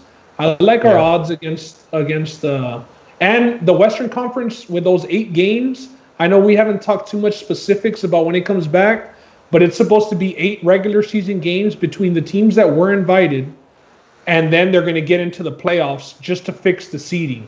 Because, like I said, the seeding from 6 to 3 in the West is separated by, I believe, a game and a half. So we could have a lot of change in that, a lot of volatility in that. But I'm looking for that Rockets and Lakers second round matchup. That's what I'm hoping for. And I'm hoping that it's a best of 5. That way we only need to win 3 and not 4. I still got the Clippers coming out of the West, though. I'm not going to be a complete homer and say the Rockets are going to I think it benefits James Harden, too. I mean, he's usually shouldering the load for them on a nightly basis, and, he gets a couple nights off. The strip clubs only opened up a few days ago, so he couldn't have been spending all of his time there, so he's obviously been resting this whole time. So there's been pictures of him out in Runyon Canyon in LA, so looking pretty thin at that. So he's in good shape, looks like it. So yeah, I think the Rockets, and I think James Harden's going to have himself a good little playoff. So I think this does benefit him. He's going to come back rested. I don't know how far they're going to go, but I do think they'd give the Lakers some trouble on a second round matchup. I like that call out. All right, last thing, I just got to ask y'all, this July 31st date, do you think that's the appropriate date to start? You don't think they could have started any earlier? Yeah, July 28th, my birthday. That's when they should have started. Yeah. I think they're just concerned about making sure all these players come back healthy, and they don't want to get them injured, man. Because that's the other thing that I would be worried about personally as a player is taking all of this time off and then asking your body to go again. But hey, you're a professional. if you're like LeBron James, you've probably been keeping yourself in shape every day throughout. So hopefully that's the case for most of these guys coming back. It wasn't too much, but they just want to be sure they're not taking any chances and leaving any guy that has a $200 million contract open to pull a hammy or tear an ACL or something because they didn't or give them enough time to get back in shape. Yeah, and with them reporting the first week of July, it kind of makes sense. Give them like 2-3 weeks to, get everything rolling, see how it's going to work with all the teams that are going to be there. As far as, teams are going to have to practice at different times, eat at different times. They're going to be isolating everybody. We'll see if anybody pops, since it does take 2 weeks for people to show symptoms. We'll see if anybody pops for corona. So with them reporting the first week of July and the league starting back up literally the last day of July, I think it makes sense. It's a little good timetable. Yeah. All right, and I got one last question for you guys. And it's not exactly about the NBA, but it's because the NBA is coming back, I have to ask this. Are we going to see the MLB come back? I mean, it just seems like they can't get it done.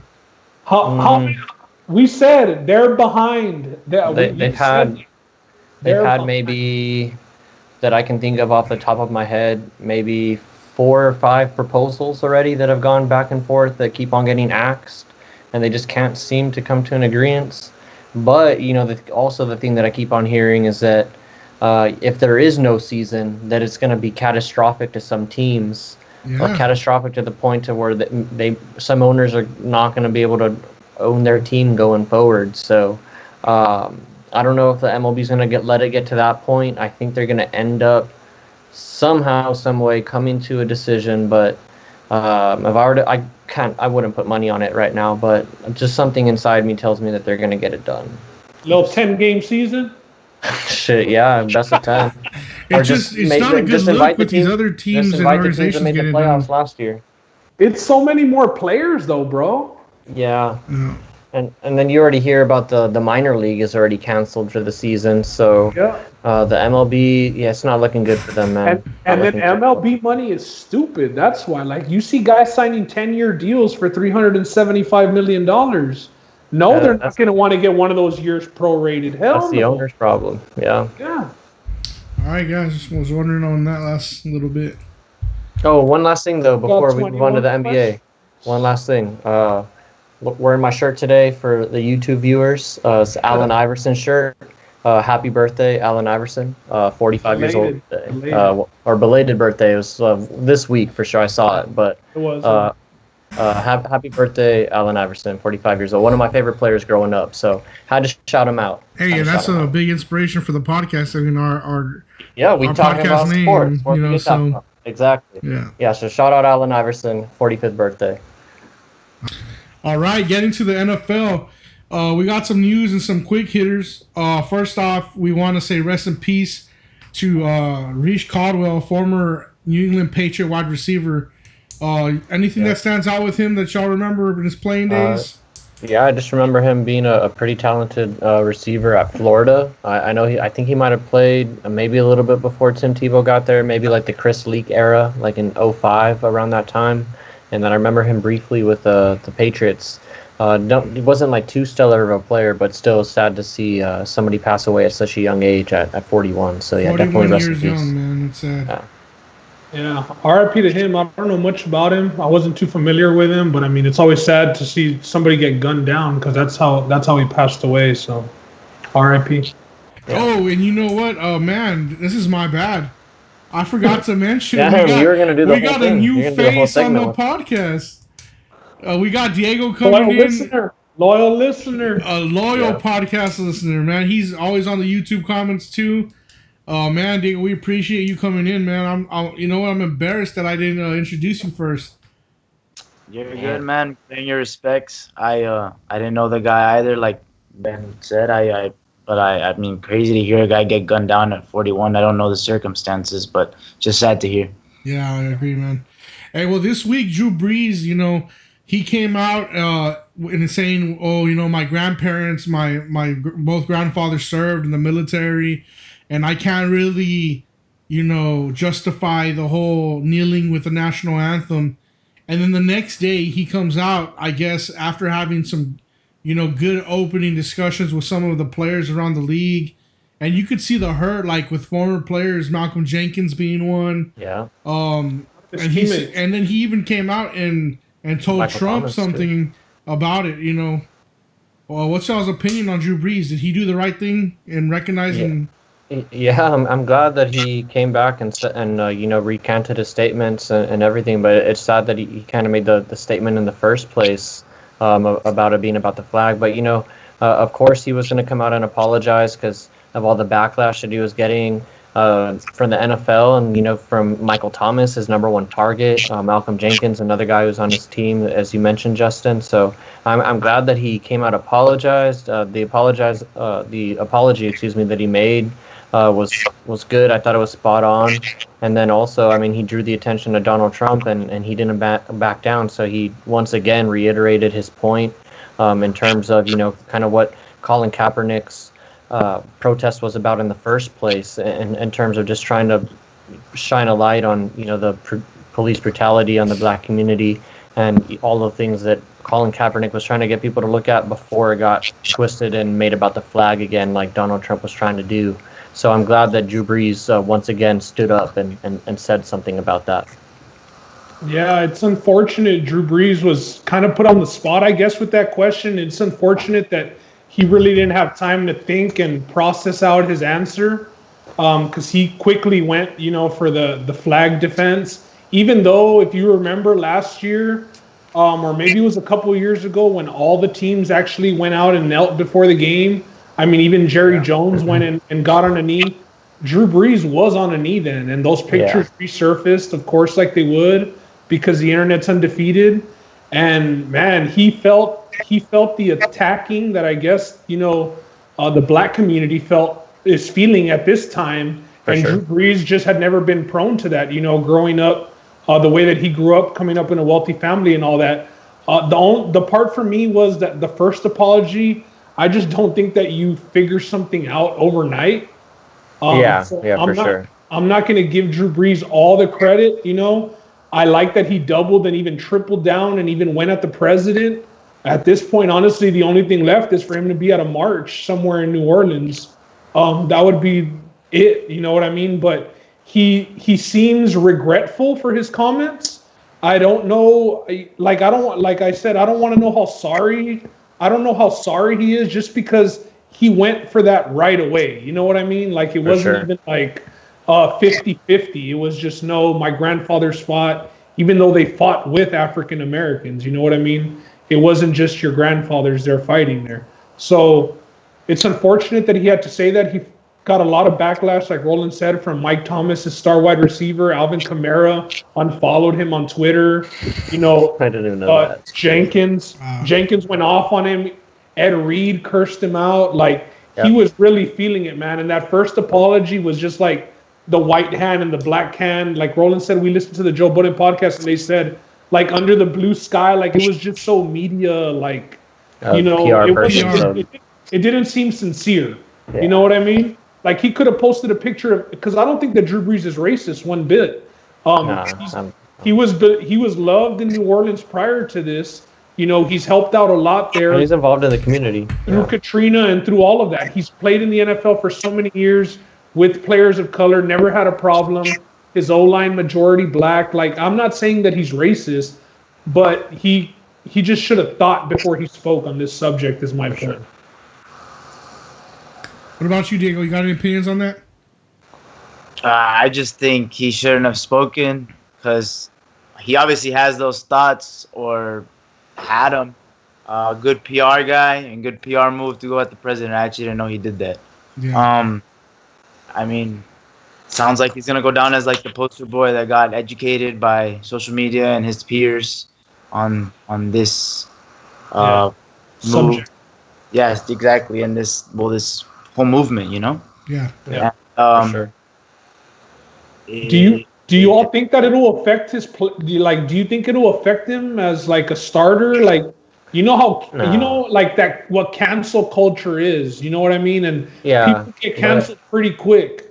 I think he already came back and did what he needed to do in terms of an apology and owning kind of what he said and acknowledging that he said the wrong things in terms of that. And then also, in terms of it truly affecting him, I don't think it would benefit his teammates or something to not go all out or something in terms of canceling Drew Brees. So I think he's going to be fine on the field. Because the day after that, Jameis Winston was the top trending thing on Twitter, bro. Hey, he might be the starting quarterback. Yeah, but I think as far as that goes, this is a win for the people. I think, having somebody that's a prolific like Drew Brees, learning and having some growth, I think that's a good perspective for the team as well. It'll start a lot of conversations where people say, hey, if Drew Brees saw that he was wrong coming from where he was coming from, maybe I can also see things differently. So I don't see a Jameis creeping up situation as far as that goes. It's going to be about play if Jameis creeps up. You better hope he creeps up. That's your top 10 quarterback right there. No, but that's what I said. If it's going to be about play, Jameis is going to earn on the field, not because Drew Brees made a mistake.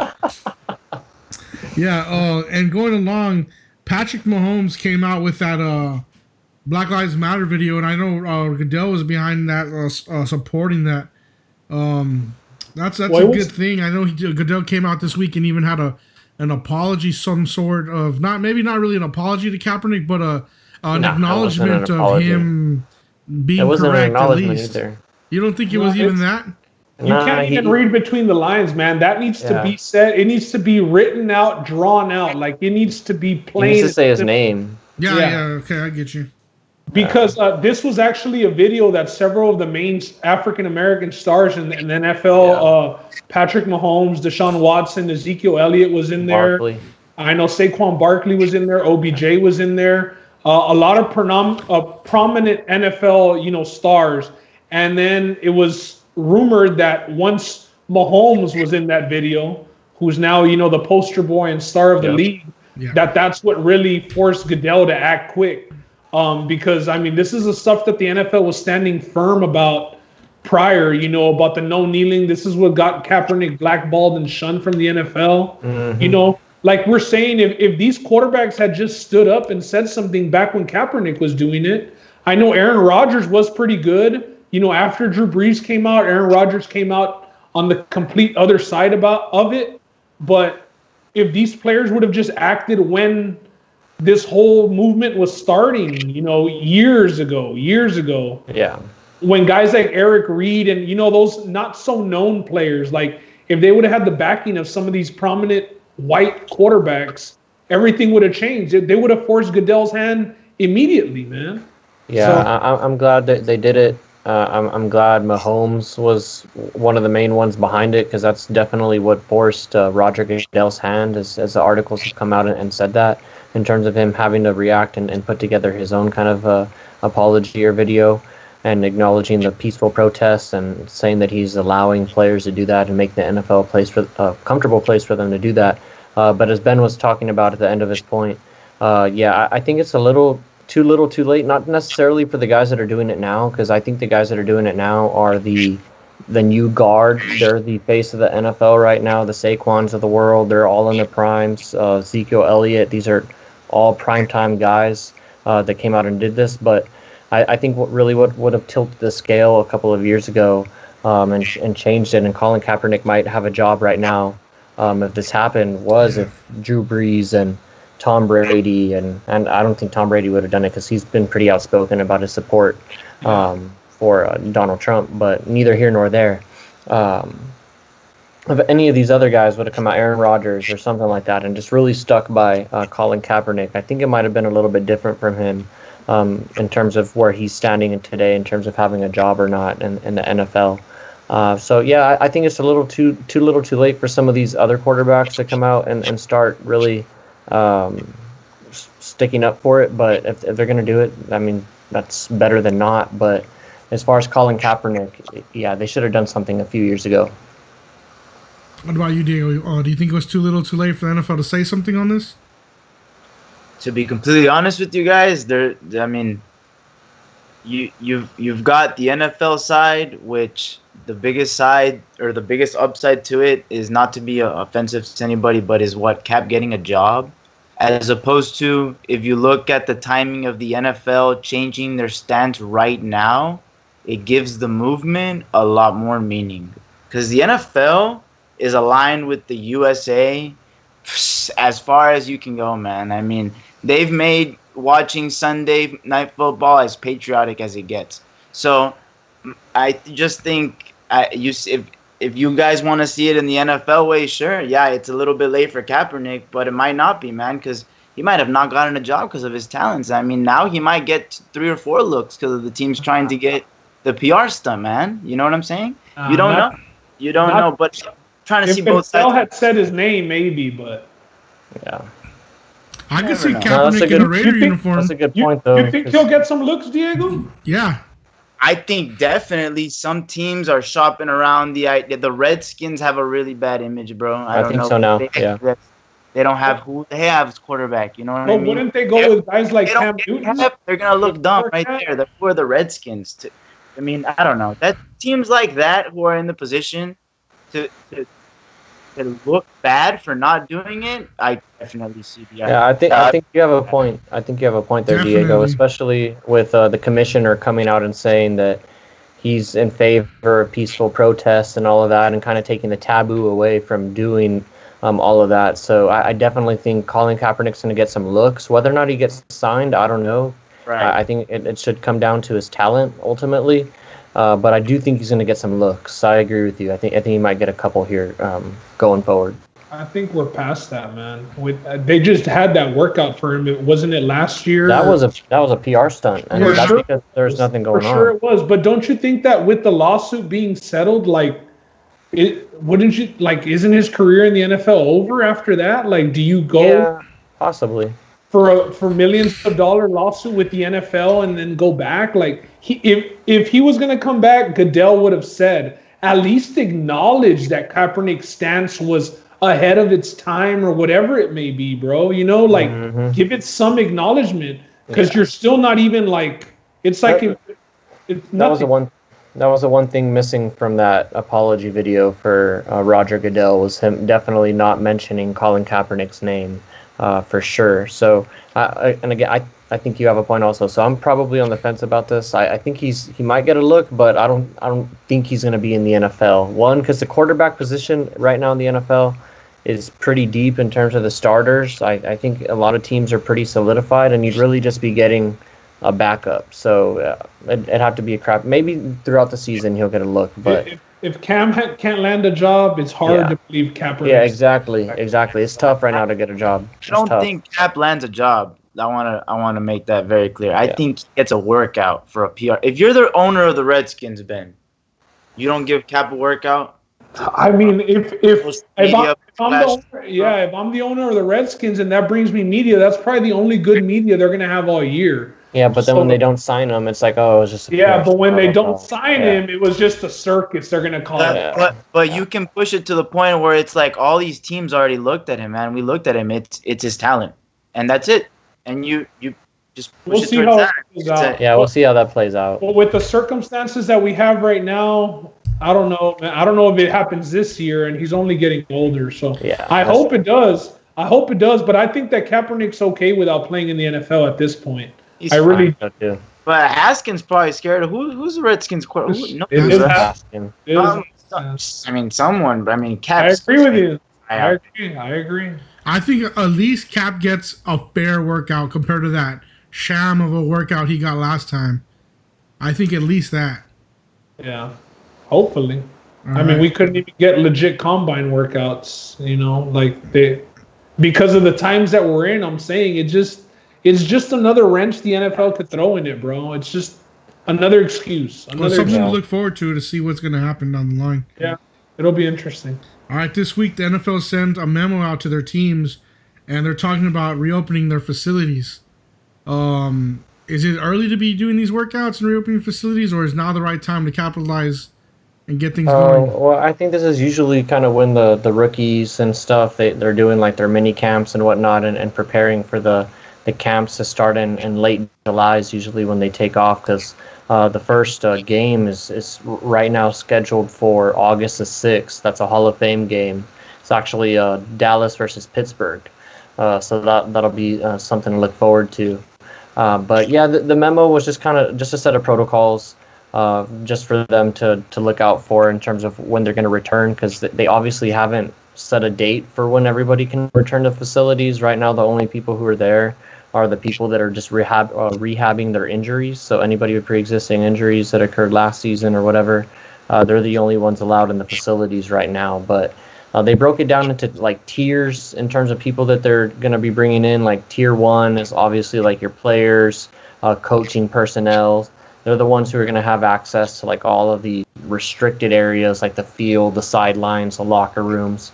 They're just really trying to limit the number of people that are coming in contact with one another. So it's kind of broken down that way. And another thing, as I talked about in the NBA, is the locker rooms have to be completely reconfigured and spaced out to give players enough room to operate without, I guess, getting in within 6 feet of one another on a comfortable basis. And the one thing that I thought was crazy is they have to wear a different mask every day, or if they're wearing like a cloth mask, they have to wash it every single day in and out before they go, unless they're on the field for performance. That's the only time they don't wear masks. But yeah, it's crazy.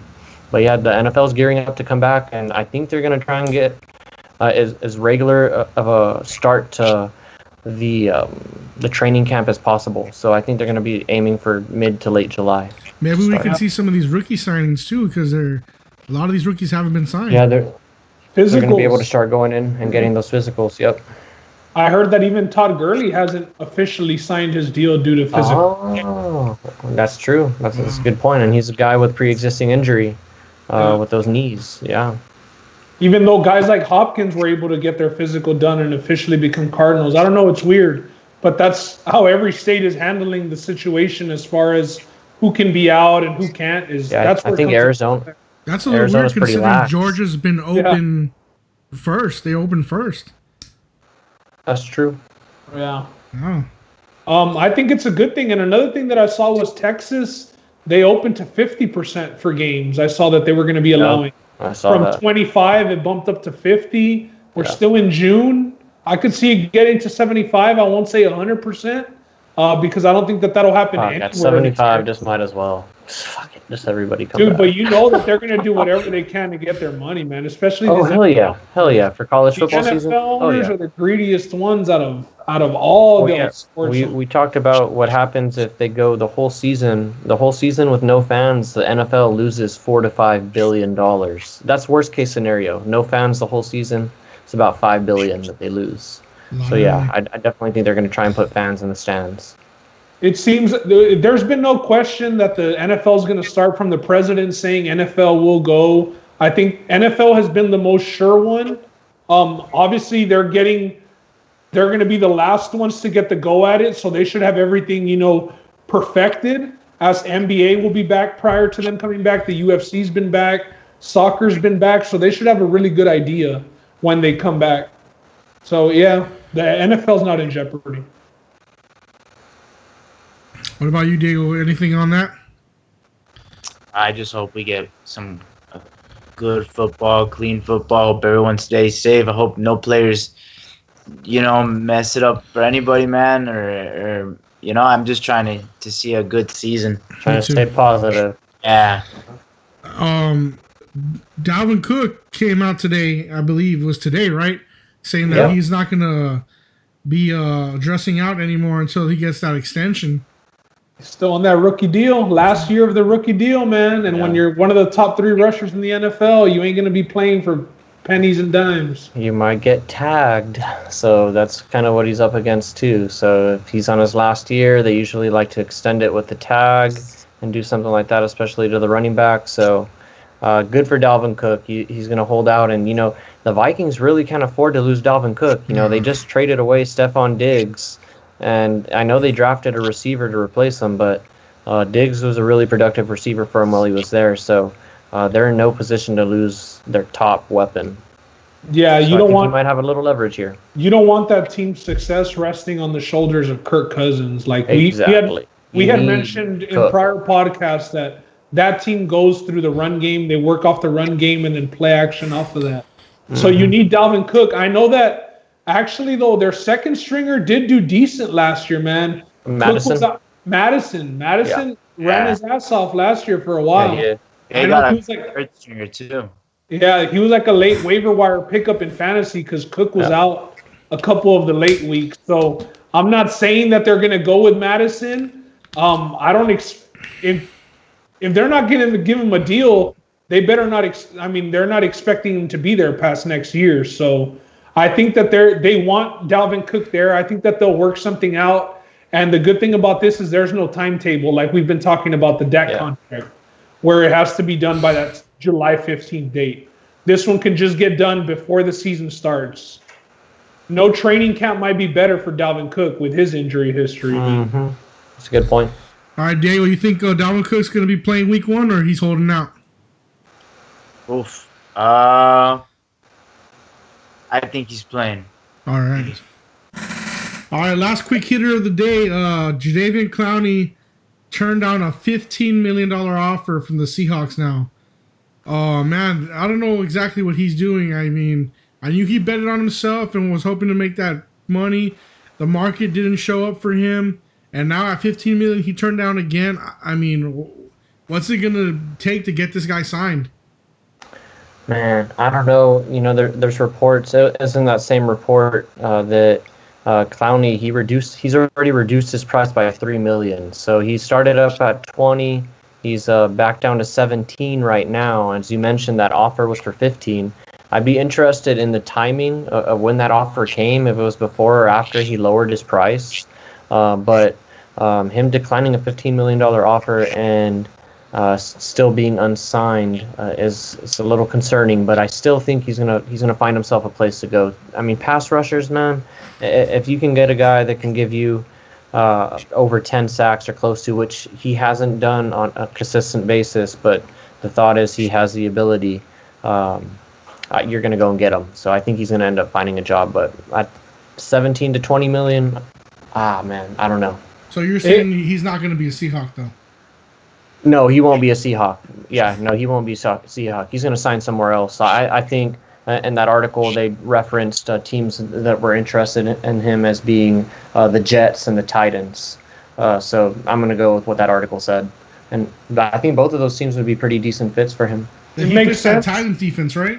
Yeah, and exactly. And Vrabel coached him with the Texans. Yeah, that's a good point, Ben. Vrabel. I know the previous rumor had been the Browns. Honestly, the Browns make sense just based off of they have a lot of guys on rookie deals. They have their quarterback on their rookie deal, their running back on his rookie deal, Myles Garrett's on his rookie deal. They're paying OBJ. Him and Garrett would have been scary. And that's why I think that makes the most sense, man. But if the Browns just don't think that they're ready to win a Super Bowl with Baker at quarterback, it might not make sense to be paying Clowney that much money. The reason why it doesn't surprise me is because for $15 million, the Texans would have signed him. But he was adamant about that $20 million tag. Now that he's gone down $3 million, it's not going to be the Seahawks because he would have just accepted the 15 to be there, the chance to win. That team, like, they're consistently in the playoffs. The Titan makes sense just based off Vrabel. Who are the Titans paying? You know, they have their quarterback on a friendly deal. They haven't paid Derrick Henry yet, so they have no receivers making big money. The Titans make sense. I don't think he'd go to the Jets just because he declined that trade to the Dolphins last year when the Texans wanted to deal him there because he wants a chance to win. So the Jets doesn't make that much sense. Where do you see him landing, Diego? Man, I don't know. I think the Browns, like Ben said, make the most sense. He was an elite player next to J.J. Watt. And I don't know. We'll see. He's got a hefty price tag. I don't know. You don't want him to end up with the Browns. You don't want him to be with the Browns. Of course I don't want him. I'm just saying, if you're going to go and pay 16, 17 mil for a guy, it's to make a big difference, like adding piece to second piece. It's really... I'm telling you because I'm thinking that's scary. That's why it's a good investment. What really hurt him was the 3.5 sacks last year, man. I know that he did have an interception for a touchdown. And a fumble recovery or something like that. Yeah. But bro, 3.5 sacks, and you're wanting $17 million, man. It's tough. And he came off 9.5 sacks with the Texans a year prior. But with the Seahawks, he was strictly with his hand on the ground. He wasn't standing up. He wasn't over the center. He was just playing defensive end. And the Titans give him that look where he's on the outside. And the Titans will switch him up because Vrabel knows how to play with him. He's very disruptive, man. He's great at tackles for loss, but with those pass rushers, if you're making that money, they want the sacks. They want you hitting the quarterback, not the running back. The dude plays the run amazingly, man. He's good. He's very disruptive. But he's a guy that you can switch around. Yet don't have him in pass coverage like the Texans had him sometimes, but rush him up the middle, switch him sides. Like him and Myles Garrett is dangerous. Very dangerous. For sure. All right.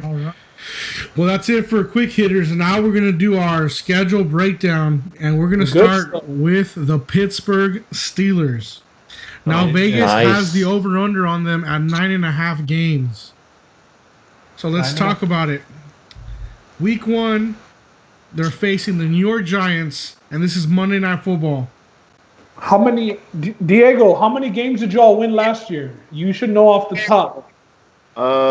8, bro. 8. 8 and 8. 8 without Big Ben. Yeah, bro, without Big Ben, yeah. And we were 8-5 with 3 games left, man. I mean, yep. I had you guys to make the playoffs as a bet, and you fibbed out on me at the last minute. Good run, though. I had a bet too versus the Cowboys, man, season total, and they were 5-8, and we were 8-5, and of course they ended up at 8-8. Wow. For sure. Yeah. Well, 9.5 with we'll see how long Big Ben lasts, but yeah, let's get into it, Just. All right, first week, the Steelers are at the New York Giants. It's Monday Night Football. Prime time. Man, this one's easy for me. I'm going Pittsburgh Steelers here. Big Ben, I think he's going to be big for them when he comes back. As Ben said, it depends how long he can last. But assuming he comes back and he has not fallen off of a cliff physically, I think he's going to be pretty good for them. And I think they're going to start the season off with a victory against the Giants. So mark me down with a victory there. Absolutely, they get a victory week 1. Yeah, I expect that defense to torment Daniel Jones. I mean, it's gonna suck for him. They're gonna be stacking the box to stop Saquon. Yep. It's gonna be tough. And that Monday night spot, I mean, that's what you want as a fan. Shit, prime time. So I got the Steelers too. I think they take care of business. I mean, I got them, of course. But where are they playing? Home or away? At New York. They're at New York. At New York. Yeah, no, I think they're gonna start off good, man. I don't think the Giants are enough of a threat outside of Barkley to do anything to that, you know. And Big Ben will be healthy going into that one, so you know that for sure. We'll see how Big Ben comes out this season. All right, week 2 versus Denver. This is a home game. It's a 1:00 game for them. Yeah. Oh man, I think they go 2-0. I think they're going to get the W against Denver. It's Big Ben's first game back home since his injury, so I think he's going to want to start it off on a positive fashion. He's been a strong home quarterback throughout his career, so yeah, I think they're going to go 2-0 here. Yeah, I have the same. I expect this to be an ugly one, something like 17-10, 17-13 Steelers at home. Terrible towels waving. They'll go 2-0, and then next week they'll fall. Next week, it's the Texans next week. That's why, right? All right, at Denver, Diego, who do you got? Steelers. Denver. I mean, Denver is definitely a step up in competition from New York, but I think both games are gonna be ugly. Like Ben said, 17-10 around there. Steelers win. All right. So I got 2-0 Steelers so far. I think that's the consensus, right? 2-0. Yeah. Mm-hmm. All right. Our week 3, they got Houston, but that's a home game for the Steelers. Roland, what do you see there? Man, this is a toss-up for me in terms of how I'm looking at this for a bet. This will probably be lined, I think, as a 3 to 4 point game. I don't think anything more than that. Houston is probably going to be coming into this game hungry. But just for sake of consistency and how I rated Houston season starting as a 0-3, I'm going to give the Steelers a victory in this one at home. So I'm going 3-0 Pittsburgh to start the season. I'm right there with you. I think Houston struggles early on, and Pittsburgh's going to get that W.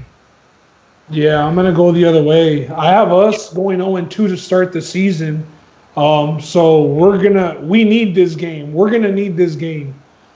The Steelers, I know we didn't talk about like key players, key losses, but we know that they have the Defensive Player of the Year candidate in T.J. Watt. We know the offense, Juju Smith-Schuster, big letdown last year. I know I drafted him in the second round of fantasy football, and man, it killed me.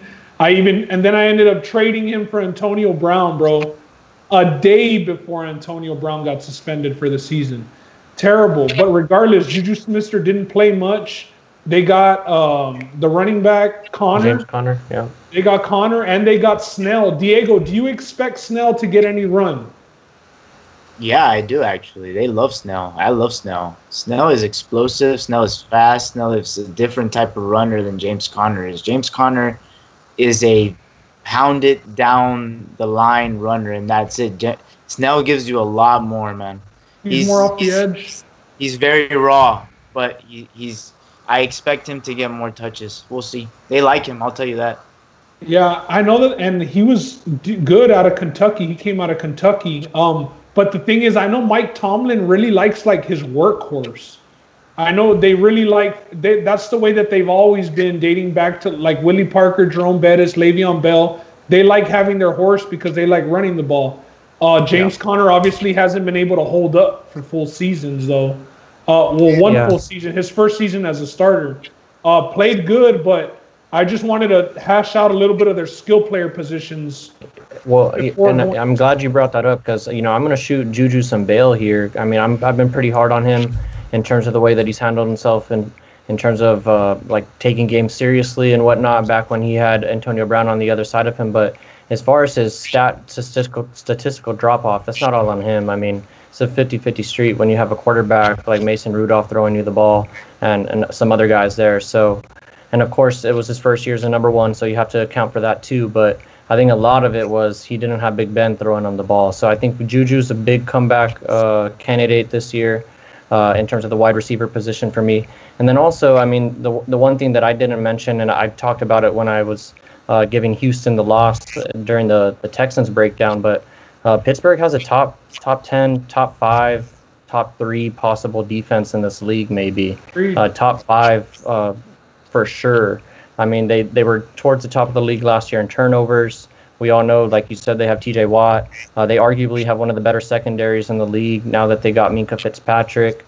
Their linebackers, we still need to see Devin Bush, I think that's his name, come through from Michigan and solidify himself. So, yeah, I definitely like Pittsburgh, and that's why when I said at the beginning, a lot of this just depends on whether or not Big Ben's going to be what he was before he left. So I'm looking at this as if he is going to be healthy, and with that defense, they're a contender for me. So let's get on with the season, though. Yeah, for sure. Let's go. And I have a loss here because I have the Texans going 1-2 to start the year, and I think that this is going to be desperation mode at its finest. So hell yeah, I think the Texans in this one. An ugly game again. An ugly game. Yeah, it definitely depends on what the first 2 games are. If the first 2 games go 17-10, like we said, then I definitely think the Texans are going to edge out a win, being 0-2 and desperate.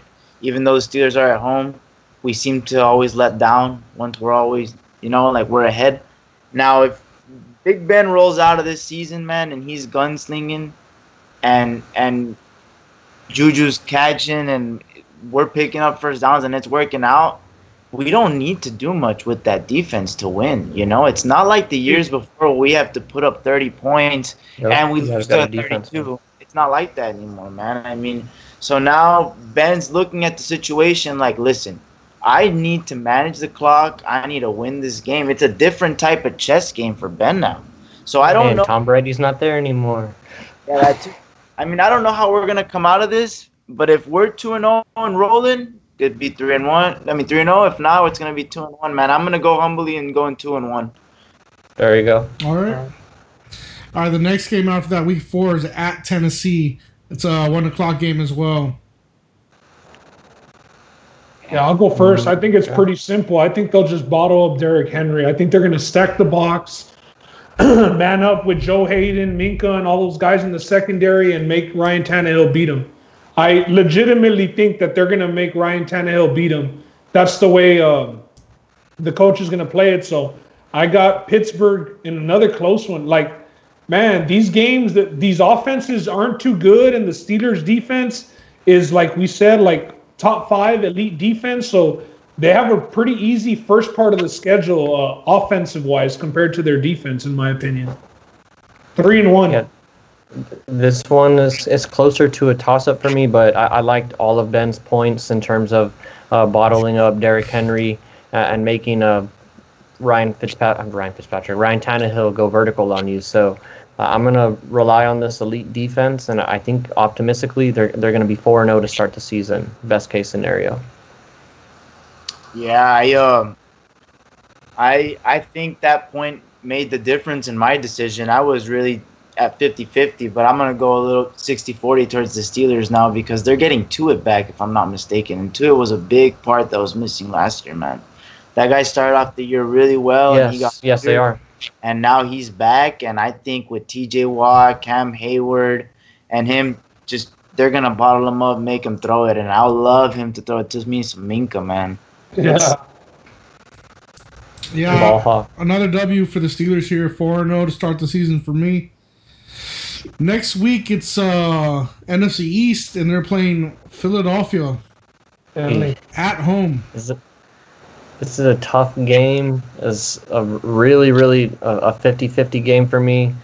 So I'm going to give them the loss here against Philly. I think Philly presents some problems also with their defense. I think they've done some really nice things in terms of beefing up their secondary. It's going to make it really tough for the Steelers to move the ball through the air. So I'm going to go with Philly in this game.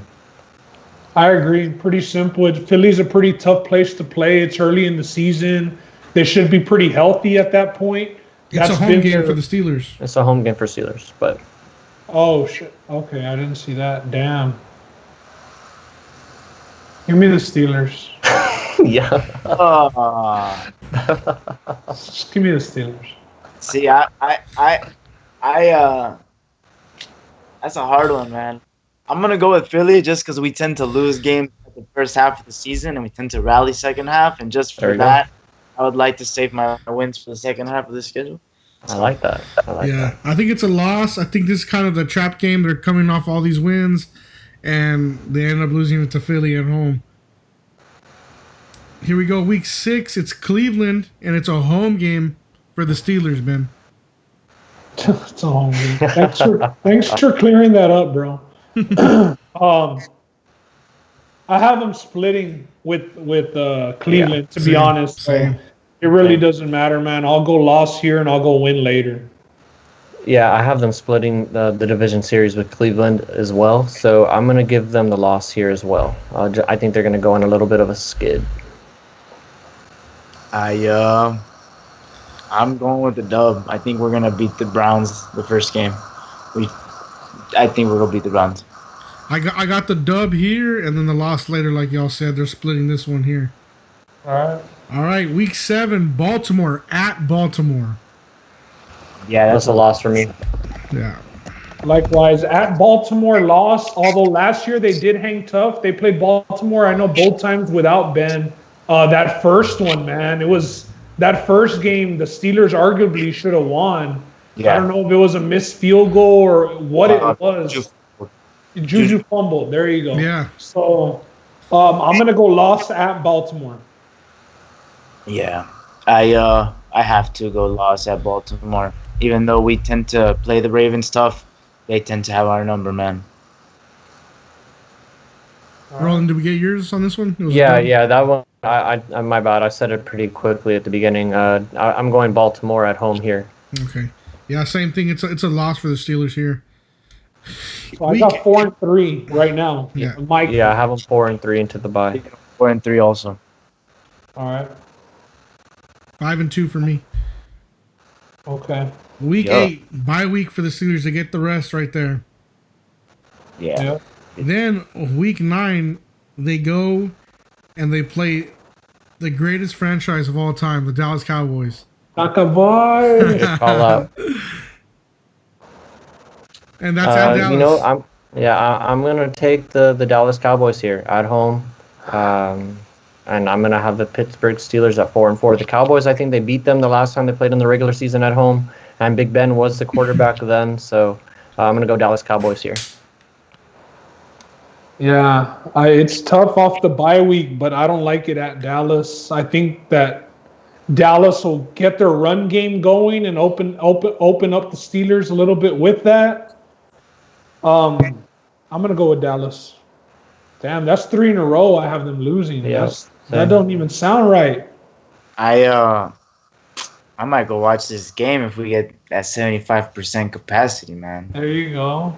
I really want our 50. I'm trying to go see this NFL game, man. Hopefully it's safe, but more than likely, in this one, I'm gonna go with the Cowboys winning at home, man. I like the Cowboys this year. They did some moves that, in my opinion, actually made a difference. So hopefully, not, but yeah, let's go with 4-4. Yeah, that bye week's going to be tough, and it's going to be a loss for the Steelers here. All right. Week 10, another division game for the Steelers, and it's a home game against Cincinnati.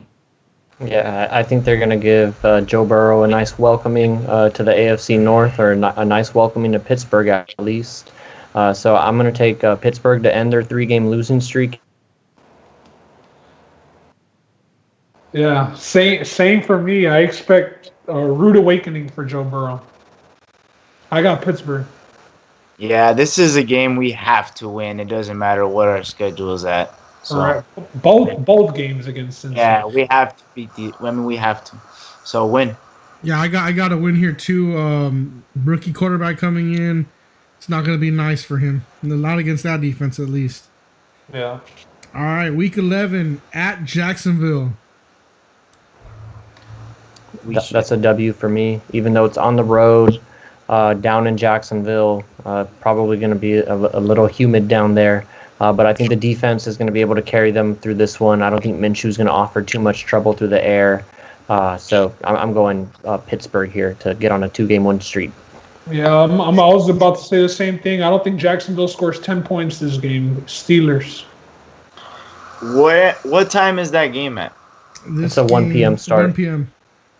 All right, that's a trap game, man. I don't know if the Steelers win, but they don't cover. I mean, I don't know if the Jags win, but they'll cover, man. That's all I gotta say. I got the Steelers winning this game. Should be an easy win for them. Yeah. All right, going in. What's that? I think the Steelers are gonna win. My bad. Yeah. No, that's fine.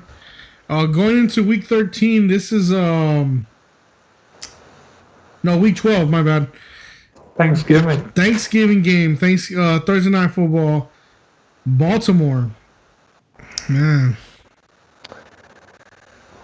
This one is tough. It's a home game for Pittsburgh. It's Thanksgiving prime time. It's the last game of the night. I want to give them the win here, but I think they're gonna lose twice to Baltimore this year. I'm gonna give them the loss. Yeah, I hope Big Ben doesn't eat too much turkey during the day and come out flat at night, because I got the Steelers in this one. I had them splitting. I think at home they'll get it done. Thanksgiving Day, they'll be sleeping in their own beds. They'll have all the family at the game, hopefully, in the box. Yeah. So I got the Steelers. I had them splitting, and I think that they win here. I like this stretch of their schedule, too. Yeah, I think this is gonna be a tough game. Hard fought game, but I'm going to have to give my Steelers dub. I think they're going to split the season with the Ravens. We tend to do that consistently with them. So I'm going to go with that. I got them losing this one. I don't think they're going to get it on the Ravens this year. All right. I have 7 wins. I have 7 wins so far, just to update how many wins I have. 7-4 right now is where I'm at. Okay. I think I have them at 6-5. Might be 6-5 too. All right, week 13, Washington And this is a home game, 1 p.m. It's gonna be bad. I hope. If I'm not even forgetting his name. I can't. He's that bad. The Redskins quarterback, Haskins, Jordan Haskins. I hope Haskins isn't starting this game, man, because it could be his last. It will be bad. Steelers, easy. Yeah, I'm taking Steelers here. Steelers consensus for everybody here? Yeah. Yeah, I don't think this is something we got to think about too much here. Week 14 at Buffalo. Or is that week 15? 14. At Buffalo. Primetime, Sunday Night Football. Man. Good one. It's a tough one. And Buffalo at home Sunday night. You know they get crazy for primetime games down there. Breaking some tables. Yeah, definitely gonna have a lot of tables broken. You know, I'm actually gonna have to go with Pittsburgh Steelers in this one. I like Big Ben as a primetime quarterback. He has a pretty respectable record in this spot, so I'm going to go with the Pittsburgh Steelers, a reel off a late season victory. I think defenses will cancel each other out, and Big Ben's going to be the difference.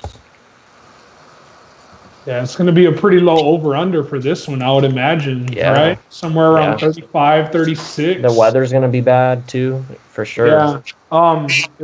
If they're going to be forcing Josh Allen to make the throws, I just like the Steelers in an ugly one. In this one. I think this really all depends on how the Bills come out the first couple of games and how we come out the first couple of games, you know?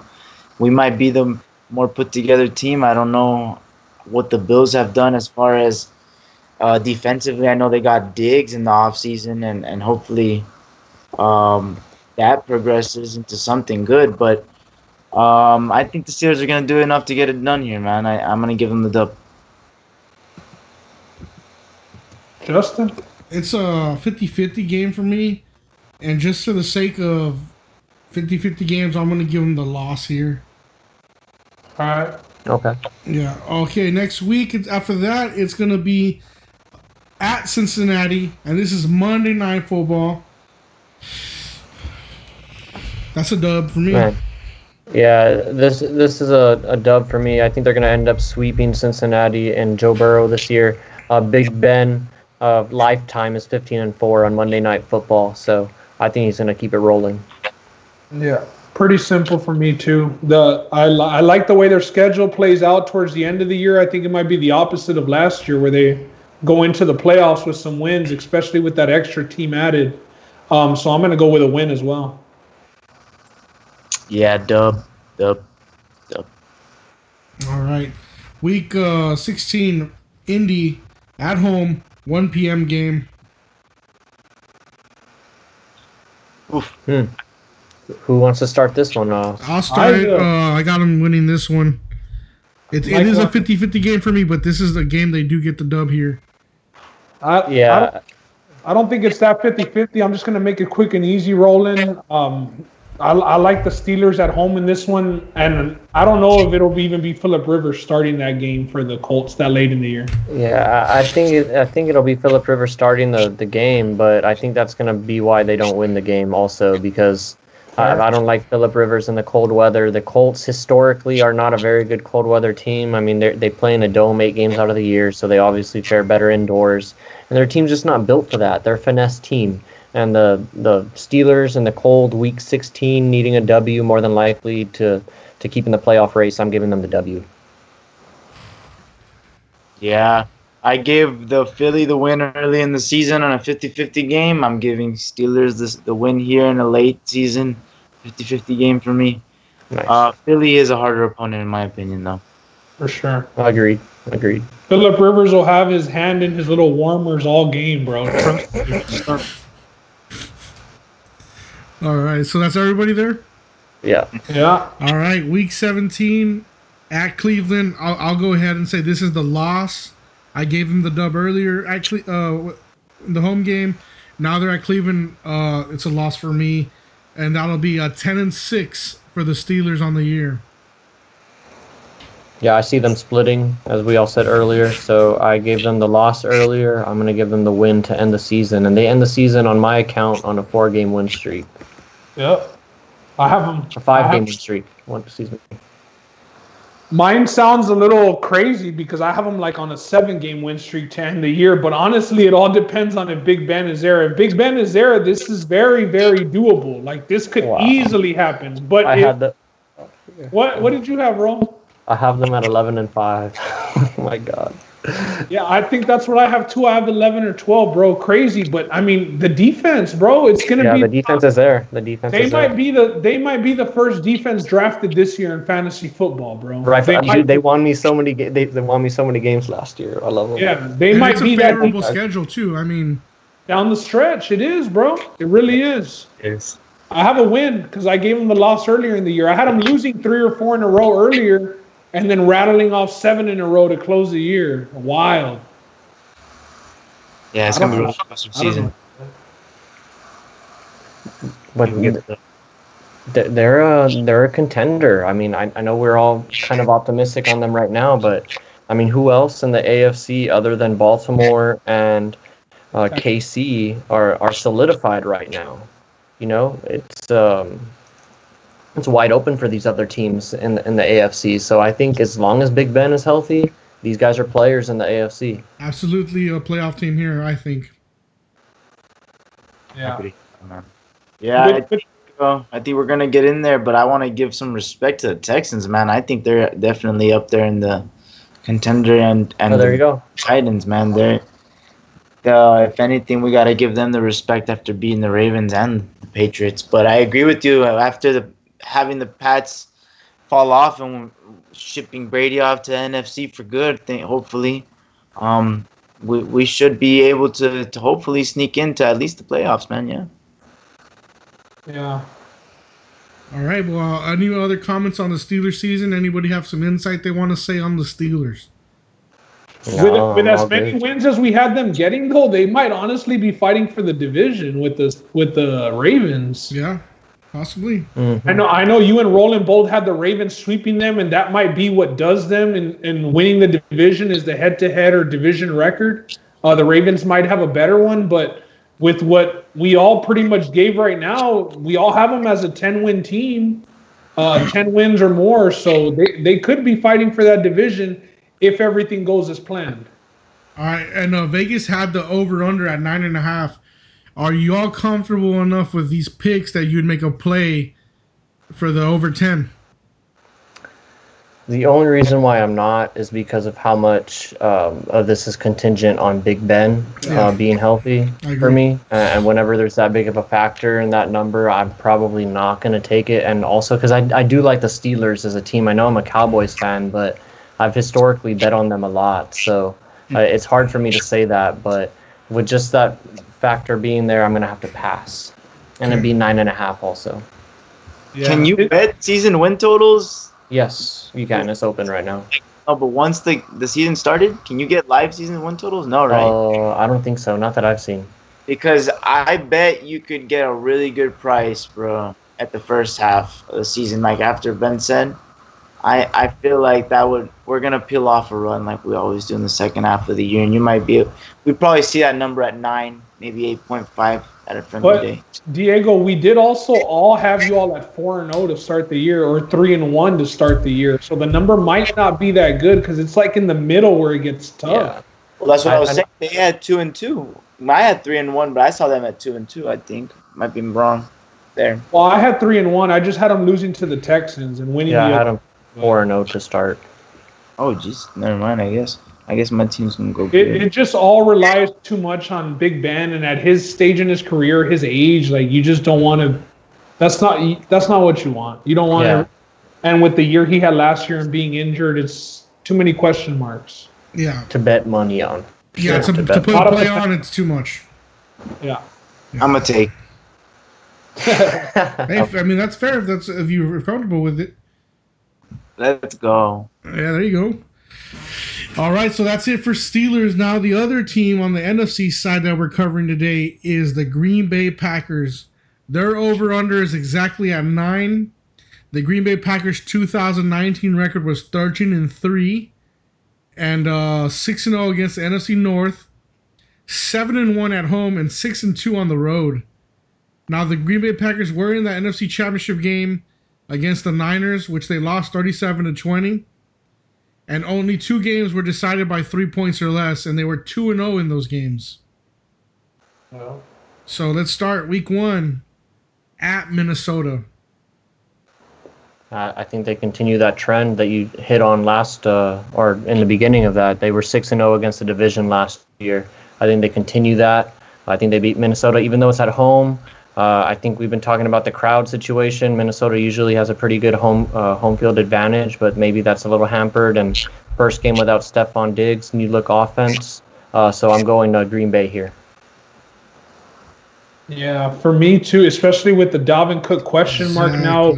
We're making our choice right now. We don't know what it's going to be then. But regardless, man, like the division, Aaron Rodgers is just so much better than all these other quarterbacks. If Matt Stafford can't stay healthy, because I do like Matt Stafford, but the whole roster of the Lions just isn't it. So, yeah, I like him to keep beating up on this division, to be honest. So I'm going to go with a win. I think the Packers get it done here, man. Plain and simple, I think Aaron Rodgers is gonna beat Kirk Cousins. Yeah.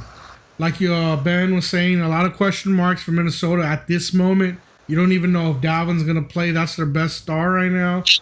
And 6-0 last season, I mean, you got to go with A-Rod and Aaron Rodgers, and it's a dub for them. Started off. Yeah. Week 2 versus Detroit. This is a home game for them. It's a 1 o'clock game. Man, I like Matt Stafford. I know Ben just said he did, but I'm going to go with Green Bay at home. Yeah, I'll say Green Bay in a shootout as well. 2-0. 2-0, yeah. All right, here we go. This should be a good one. It's primetime Sunday Night Football. It's at New Orleans. Man, I'm going to give them a loss here. I think it's their first loss season. They go 2-1. I mean, it's really a toss-up, but I like New Orleans at home in this spot. Sunday Night Football, not very many harder places to play than that. So, yeah, like Roland said, not many. It won't be filled to capacity, but that's one of those stadiums where it's a dome. It's a dome. And 50% feels like 100% at other stadiums. So, same, man. New Orleans at home. Hopefully everything works out with the whole Drew Brees situation, but I like New Orleans at home, especially on primetime. Yeah, I think this comes down to home field. This is in Lambeau. We're going Lambeau. I mean, we're going Packers, but since this is in Brees territory, I think the Saints are going to get it done, man. Yeah, I think it's a winnable game for the Packers, but being that it's away, it's not going to happen, and I have to give them a loss here. Right. All right, another NFC South game, Week 4. And a Monday night game, keeping on the night theme, at Atlanta. Oh, no, home against Atlanta. yeah. I expect it to be a shootout, and I expect the Packers just to come out on top. I don't trust Matt Ryan. Pretty much what it comes down to. Not clutch, you think? Yeah. He doesn't have ice. He's not Matty Ice anymore. Yeah, I like Green Bay. Historically, they've just been a really good home team when Aaron Rodgers has been the quarterback, and even before then. And even though Atlanta actually has historically given Aaron Rodgers trouble while he's been there, I don't think it's going to be enough, especially at home. Maybe if they were playing Atlanta, I'd flip it the other way. But I'm going Green Bay at home. I love the name Matty Ice, man, but he's not getting it done. Packers get it done at home. All right. Week 5, they got a bye week. Early bye week. Early bye week. 3-1 into the bye week for me. And then week 6, they have to go away after the bye week to play Tom Brady and his Tampa Bay Buccaneers. Good game. That's going to be a good game, man. Yep. They're lucky they're coming in off the bye too, but I'm still going to go with Tampa. I think that they're going to have too many weapons for Green Bay's secondary. I don't like Green Bay's secondary very much. So I'm going to go Tampa. Yeah, I'm going Tampa here. I hope this game is lined closely, but we'll see as we get there. Coming off of a bye should offer them somewhat of an advantage, but in Tampa, new look Buccaneers. I'm pretty high on them going into the season. to begin with. So I'm going with Tampa Bay here and giving Green Bay a loss. I'm really curious to see how this Tampa Bay team comes together, man. But I'm gonna have to give them the dub just on how it looks on paper. So that's Tampa with a dub, or Tampa, yeah. okay, yeah. It's gonna be a loss for me for the Packers. I think Tampa's gonna get it done at home. Week 7 at Houston. 1 o'clock game. This is where Aaron Rodgers tells the Cheesehead fan base to just relax, because they're going to be on a 2-game losing streak after the bye week. Nice. I got the Texans. I know we went over this with the Texans breakdown. I had the Texans winning. I'm not going to switch up now, so I got the Texans. Yeah, and that was going to be my point for my pick here. I think I took Green Bay when we did the Houston breakdown, so I'm going to keep it consistent. And I'm going to go with Green Bay here. You know, historically, I mentioned their home record. Aaron Rodgers is about a 50-50 guy on the road, so I just gave him a loss against Tampa. So I'll give him a win on the road against Houston. Yeah, I think they can beat the Texans. I'm gonna give them a win. Same here. It's a win for the Packers. All right. All right. Then they got Minnesota at home, 1 o'clock game. Yeah, they'll get back on track here for me. I have them sweeping the Minnesota. They'll break that little 2-game losing streak after the bye. Give me the Packers. Yeah, I do think they sweep Minnesota. This one's a little tough. Minnie is coming off of a bye in this one, and they'll be looking for revenge to even up the division record against them. But I'm going to go Green Bay. If I took Green Bay on the road, I'm going to take them at home against Minnie. So Let's go. So this game is in Lambeau. Yeah. Yes. Yeah, I gotta take Green Bay and Lambeau. Yeah, I think they get it done against the NFC North again. It's a win for the Packers here. Moving on, at San Francisco. This is a Thursday night game. It's a rematch of that NFC Championship game. Short week on the road. There will be no revenge here, man. Yeah, No revenge here. Niners. agreed. Ben said it all. Short week on the road and against the San Francisco 49ers of all teams. That's a horrible look. So going for a loss here for Green Bay. Yeah, it's a loss. Yep, it's consensus loss for us here. All Home right, teams moving- on Thursday night, man. That's a really big trend there for winners. All right, moving on to Jacksonville at home for the Packers. Jacksonville, man, they don't like the cold weather. I'm going Green Bay here. Yeah, that's pretty fair. I think Minshew's mustache will be in full effect. He'll have the handlebars to try and beat out Aaron Rodgers' handlebars. But on the field, it's gonna be the Packers. It's a good point. They do have impressive mustaches, both of them. I like that. Yeah, no, I think the Packers get it done. Yeah, I'm with y'all. Packers get it done against Jacksonville. All We're right. awfully positive on all of these. Just pointing that out. I like it though. I like Okay, positivity. we got week 11 at Indy, 1 o'clock game at Indy. Man, just keeping with the positive note, and I know Ben has been harping on Phillip Rivers, and I'll hop on that bandwagon right now too and harp on him a little bit. I think Aaron Rodgers is going to outclass him here. The defense for Green Bay is going to hold Phillip Rivers, even though it's at home. I think Green Bay is going to be in the second half of the season mode, and give me a W for Green Bay. Yeah. Well, I think we're positive right now because we're doing, pretty good teams with good quarterbacks. So Yeah. we're giving them the edge. But I'll tell you, when we get to the Colts, I'm going to be going under just based off the crazy number they have set for them with the expectations of Phillip Rivers. Phillip Rivers ain't beating Aaron Rodgers here, man. It's not going to happen. Give me the Packers. I second that. Give me the Packers. I got the Colts winning this one Okay. just because it's at Indy. Then they go Nice. Chicago, Sunday Night Football. Should be a very cold weather game, but it's at home. Yeah. I'm going to Damn, go bro. Packers at home. I think this is a candidate for a team that we might not know who's going to be starting that game, right? It's late in the season, and it's Mitchell Trubisky versus Nick Foles.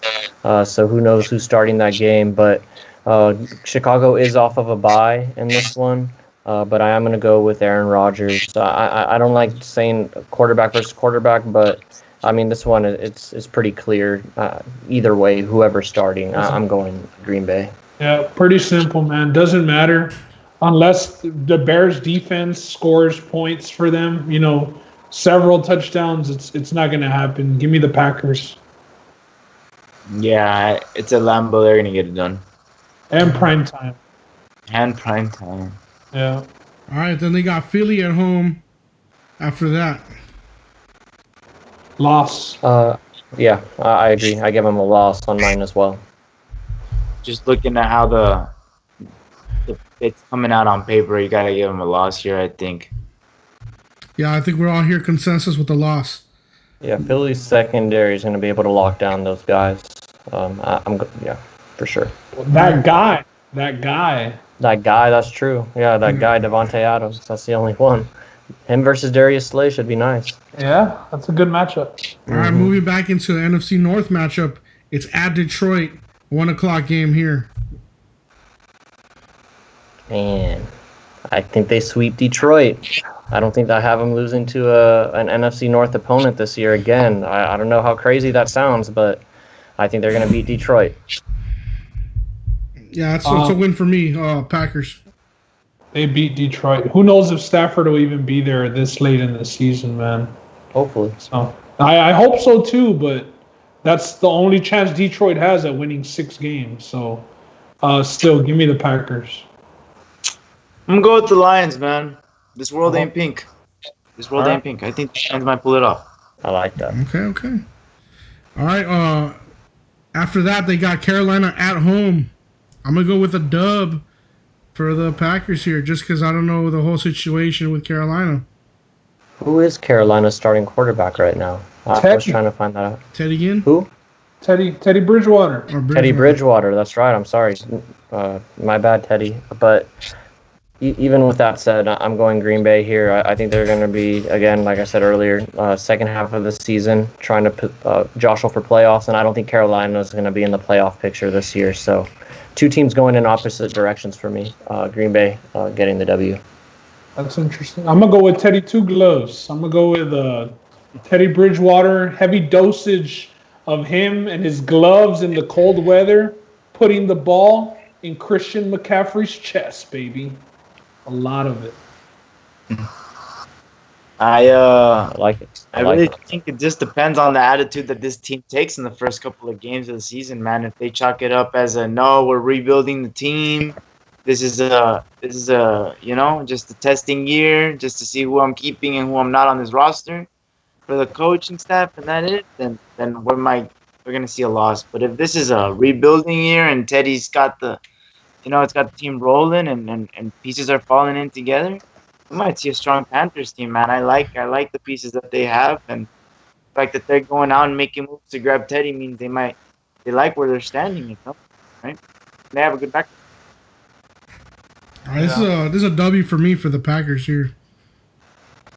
All right, after that they got AFC South, Tennessee Titans primetime Sunday Night Football, but that's at Lambeau. Yeah, I'm going to need this win as a Texans fan. I'm going to go with Green Bay. Simple. Yeah, I'm going Tennessee here. Just common theme for a couple of my losses other than the Tampa Bay one is I think they're just going to struggle against teams with pretty stout secondaries. Tennessee historically has a good secondary, just good defense all around.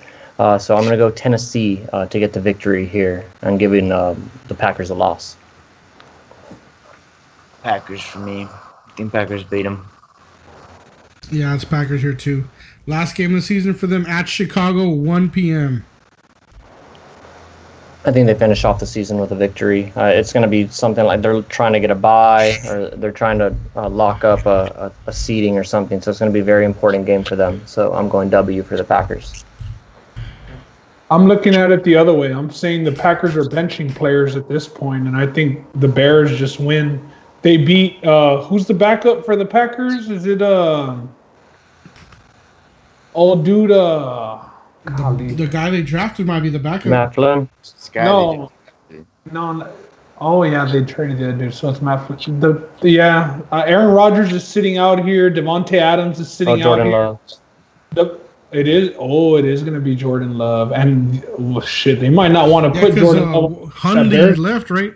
That's who I thought it was, Justin Hundley.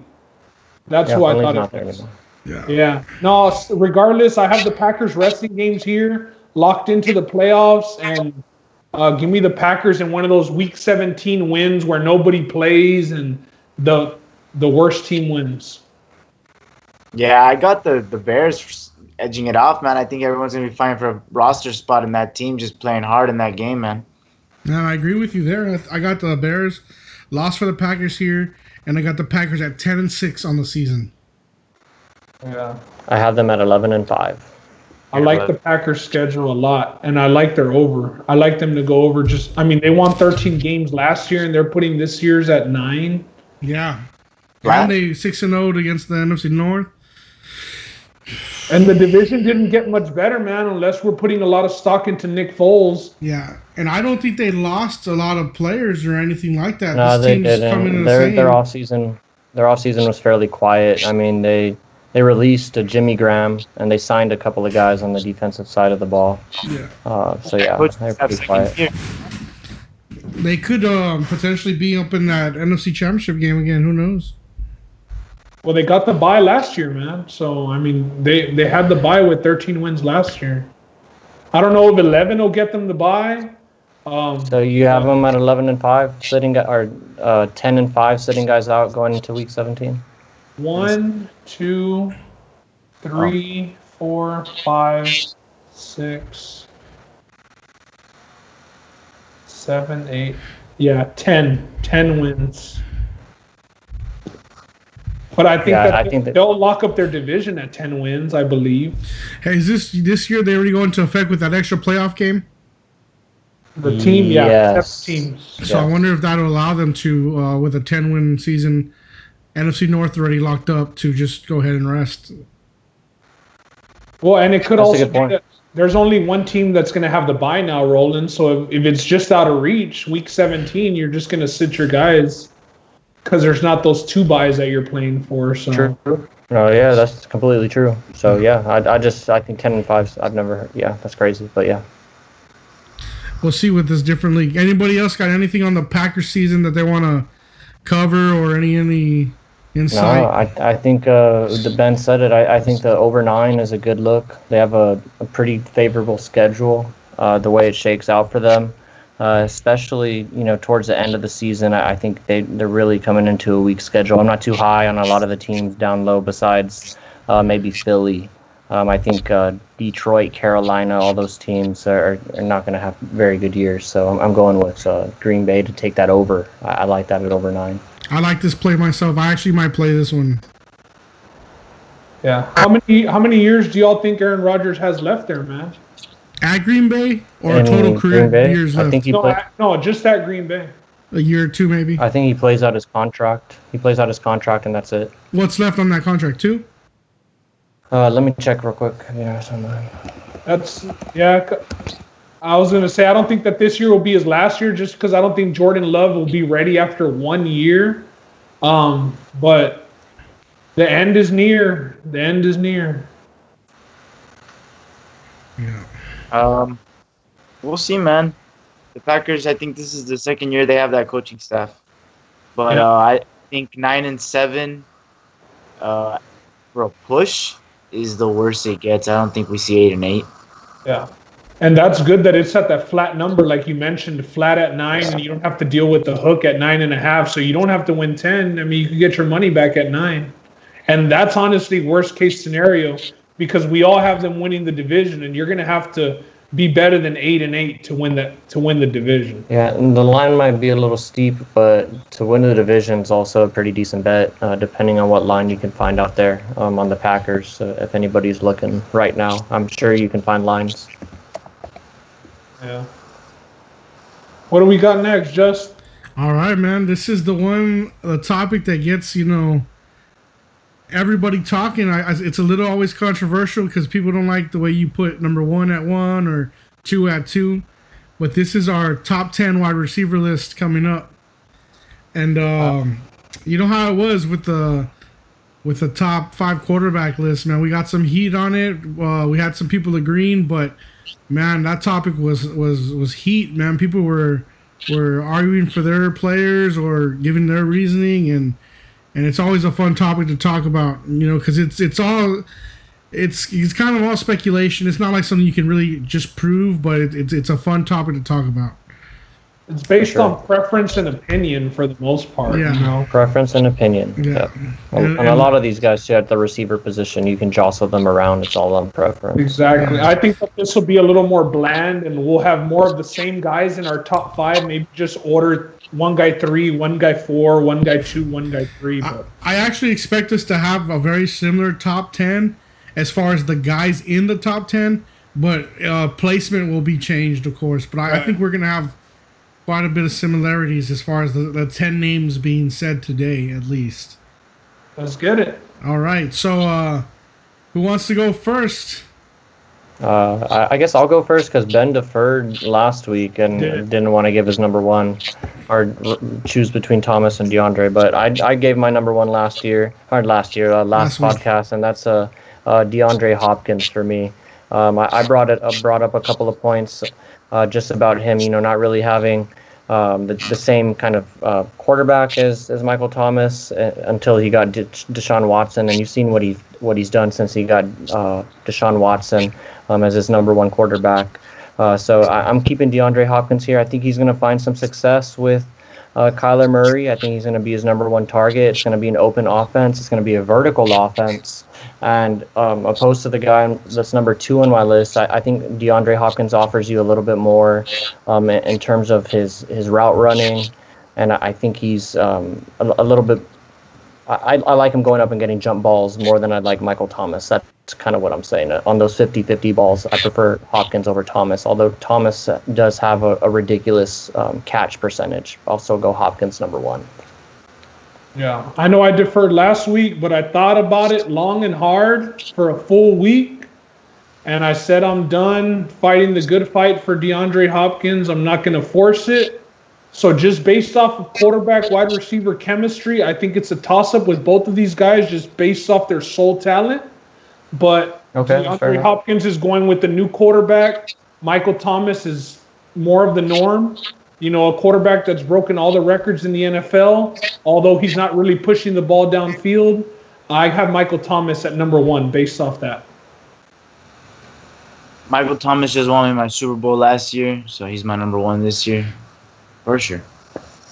Nice. All right, so for me, it's Julio Jones. I think he's the bar at the receiver position. He is getting a little older.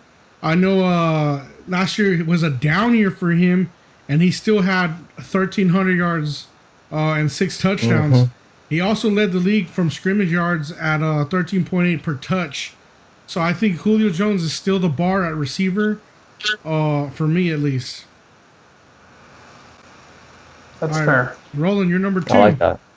My number 2 is the guy I mentioned at the end, and you guys have as your Diego and Ben have him as their number 1 is Michael Thomas. As I mentioned, his catch percentage is ridiculous. I know he gets a little bit of a rap for running slants and running little drag routes and whatever, but the guy finds a way to get the ball consistently, play after play after play, and he offers Drew Brees a consistent place to throw the ball no matter what. And that, I mean, it goes without being said, is being one of the more important factors in the receiver. So Michael Thomas is my number 2. Yeah. At 2, I got Hopkins. Like I said, he should normally a guy switching teams, brand new quarterback, and then with the times that we're in and them not being able to work out as consistently, if Hopkins was with the Texans all this time last year, they were doing, Watson was working with the receivers on their own time. You know what I mean? Prior to all these camps and all that stuff, which I'm sure Kyler Murray would be doing also, but it's just not an option right now. Regardless, I think that offense is going to want to push the ball.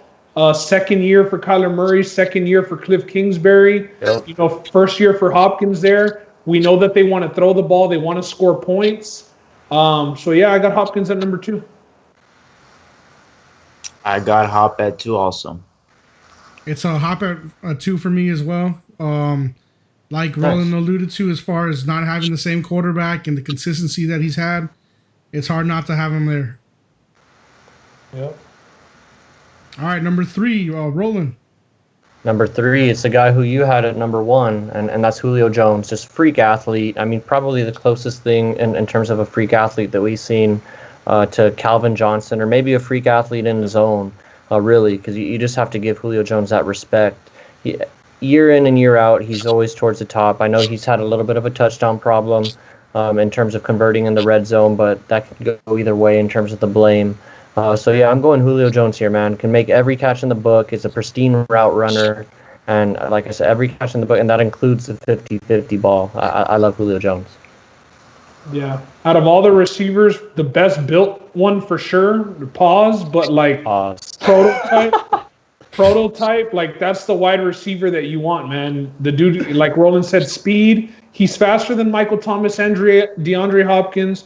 He jumps higher than both of those guys. He's got all the intangibles. Unfortunately, he's not on a playoff team, and that bumps him a little. I mean, the touchdown thing that Roland talks about is also a problem because he scored less touchdowns than Hopkins and Thomas, but also not making the playoffs. You know, it kind of hurts. But Julio, consistently top 5 pretty much his whole career in the league. Yeah. Yeah, I love Julio, man. This is a guy that would easily be on top of everyone's list if he was on a team like the other 2 were. So, yeah. Julio, 3rd. All right, 3 for me is going to be Michael Thomas. 1,700 yards last year.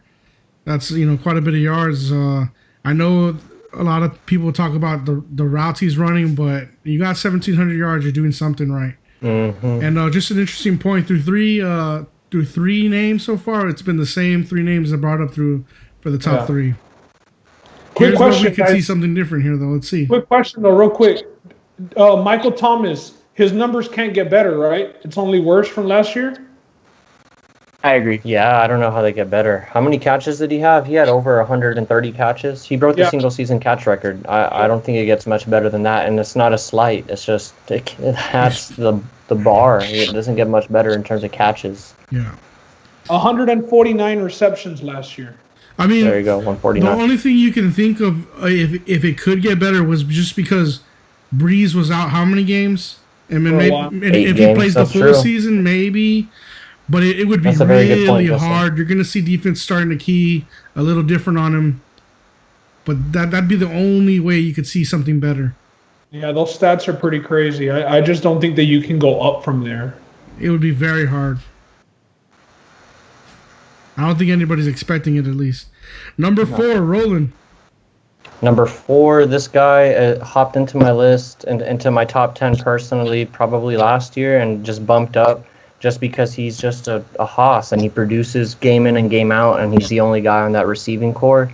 So without further ado, my number 4 is Devontae Adams. Finished last year with 1,300 yards, 100 catches, 7 touchdowns. Just a monster. Continued what he did the year before, and that was with on and off with Aaron Rodgers. I know he was injured. He had some injuries the year before as well, but was very productive. So I'm going to give him the number 4 ranking here. Yeah, 4, I got the cheetah. I got Tyreek Hill, man. We saw how he changed that Super Bowl around on that big 3rd down conversion.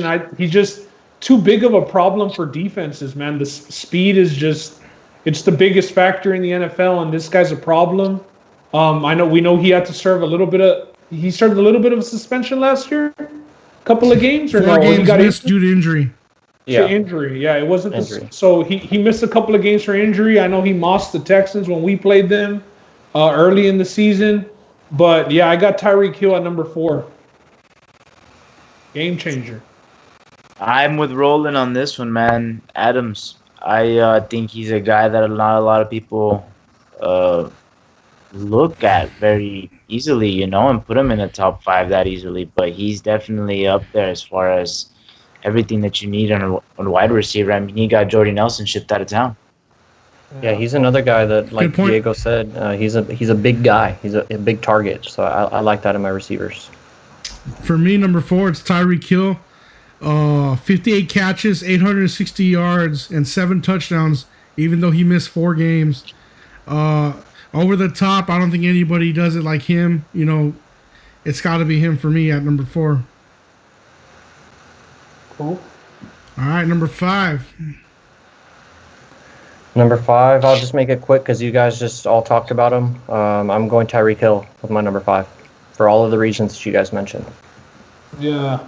At number 5, as much as I hate putting an Aggie in my top 5 at receiver, with his new quarterback and the system that they play in under Bruce Arians, I'm going to go with Mike Evans at number 5. Same thing with Roland, man. I got Hill here, so I'm not gonna touch up too much on it. The guy's just too fast to do anything about it. For me, I got OBJ. I know his first 3 seasons were a lot better than his last 3, but you still see that potential. It's going to be really up to that quarterback for him, but I still think he's top 5 as far as being able to get out there and catch the ball. Justin, I'm glad you brought that up because everybody's given their number 5s, right? Because Odell's my number 6. Just led me into my pick. I just wanted to take that number 6.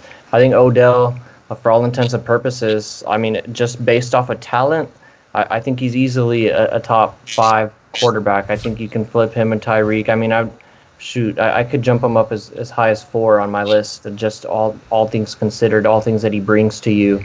I mean, he gives you the Tyreek Hill explosiveness. He can take a slant and go 70 with it. He can go up and get the jump ball. I mean, he made his career, or didn't make his career, but his career jump started with that one-hander against the Dallas Cowboys. Everybody knows. He does all of those things for you. And sure, he's battled some injuries. He has some quarterback issues potentially with Baker Mayfield, but just based off the talent, what this guy can give you when he's healthy, and with a good connection with his quarterback, I'm going to go OBJ as my number 6. All right. Man, it's interesting you guys say that because I don't have OBJ in my top 10. That makes 2 of us. I'm not an OBJ fan. I look at this list based off of if I had this team or if I'm drafting this team, and OBJ is a guy that I just look over real quick. I think wide receivers are frosting, and I just... That's a good point. You know what I mean? I don't want a guy causing media attention, getting people on my locker room, you know what I mean, over not getting a catch or whatever it is. I'm just not a fan of that stuff.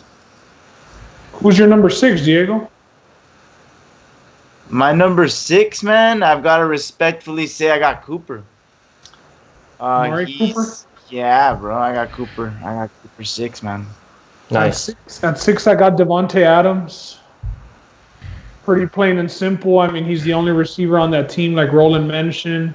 He's been pretty consistent, some injuries, but yeah, he's right out of my top 5, and I think him and Mike Evans are interchangeable. For number 6, I'm with Diego. I got Amari Cooper. Season and a half in Dallas, 1,900 yards and 14 touchdowns already. He can almost run any route too. It's looking good for him in Dallas. So I got Cooper at 6. Nice. All right. Number 7. Who do you got at 7, Justin? Stephon Diggs. Okay. I like that. He's in my top 10. I like that. Yeah. What about you, Ron? 7? My 7, I think everybody's already mentioned him except for maybe Diego, is Mike Evans. I like it's another big frame wide receiver, but he has a little bit of get up. I know he pulled his hamstring on that freak touchdown. It broke my heart. I had him on one of my fantasy teams, and I like him as a player. Hate to see him go down. But he has a little bit of get up. He can go up and probably run most of the routes on the route tree. And he goes up and gets the 50-50 balls. So love that about a receiver. So, yeah, Mike Evans at number 7, man. And let's see where he can go with Tom Brady. Yeah, looking forward to seeing that pairing. Yeah. At 7, I'm going to go with his teammate. I'm going to go with Chris Godwin. So I think that's the best duo in football as far as receivers. Yep. I think they now have the best duo. Maybe Diggs and Thielen could have thrown him some comp. But now with Brady throwing them the ball, I mean, I expect big things. I know Brady can't push it as far, but he's so accurate. And for somebody like Chris Godwin, he had 86 receptions and over 1,300 yards. So like Roland mentioned about OBJ, where he could catch a screen or a slant and take it all the way, Chris Godwin is the same way. We know he gave his number up to Brady, number 12, and he went and switched. So I expect Brady to pay him back a little bit and look his way. So yeah, I got that. Chris Godwin at number 7. All right. I got Keenan Allen. Man, I love Keenan Allen, man. He's gonna throw to him. He's a guy that I've always, man. He's just a dude, you know. Pristine route runner. Definitely in that second tier. If we were to put these guys in tiers, I got Michael Thomas and Hop and Julio at the top, and I would definitely have this guy in a safe second tier. But he's definitely up there, man, at number 7 for me. All right, rolling number 8. Number 8, I think Ben mentioned him right now. It's Mike Evans' teammate. I had him at 7 and 8. I just gave Mike Evans a nod because I like those big frame receivers, and he's been doing it a little longer. So Chris Godwin, man, bursted onto the scene. Was one of I don't want to toot my own horn. I've been talking about fantasy, but I drafted him in fantasy in one of my leagues, and he paid off really good for me. So Chris Godwin at number 8, man, and I like him. He plays in the slot. I think he's, as Ben mentioned, he did change his number for Tom Brady, but I think coming out of the slot too is going to make him one of his favorite targets as well. Yeah, and also the thing about him was he missed like those 3 or 4 games at the end of the year. Yep, unfortunately. He was number 2 pretty much all the way until he got hurt as far as receiving yards, even being that little of receptions. But anyways, at my number 8, I have old faithful and reliable, man, Cooper Kupp. I have Cooper Kupp in my top 10. I think that he's reliable. He catches the ball. He catches touchdowns for the Rams. I like him and Goff's little connection. With Brandon Cooks also leaving, I think that gives him more looks. I don't like Goff as a quarterback, but he loves looking at Cooper Kupp, man. He loves throwing to Cooper Kupp, and Cooper Kupp, once he catches the ball, surprisingly, he's pretty good after the catch for a white boy. So yeah, I got Cooper Kupp. Sure. Your number 8, Diego? My number 8, man, I gotta go with Godwin, man. I think a lot of people either it's gonna be Godwin and Evans back to back, and it's just gonna be flip flop on who you put. But I got Godwin, just because I don't know, man. He's just got this edge factor to him where he finds the end zone after the catch with ridiculously, dude. So I'm just gonna go with Godwin, man. Yeah. Speed kills. All right, my 8 and 9. I'm gonna go both right now just because they're on the same team. 8, Mike Evans. 9, Chris Godwin. Okay. Yeah. I got it. Okay. Yeah. My 9, Justin, you mentioned him a little bit earlier, is Stephon Diggs. This guy production the last 3 years has been there, so you can't deny that. Over 1,000 yards. He went over 1,200 this past year. I'm a little surprised Minnesota dealt him away, to be honest, seeing as he was kind of the healthier guy between him and Thielen. But I guess he was able to give them more of a pull, I guess, or more of a haul on their trade. So he was the one that they ended up dealing. But I like Stephon Diggs. Hopefully him and who's Josh Allen can work out over there in Buffalo, and they can have a nice little connection, and his numbers don't take a dip because this guy can do everything in the book as well, and another pristine route runner that I like.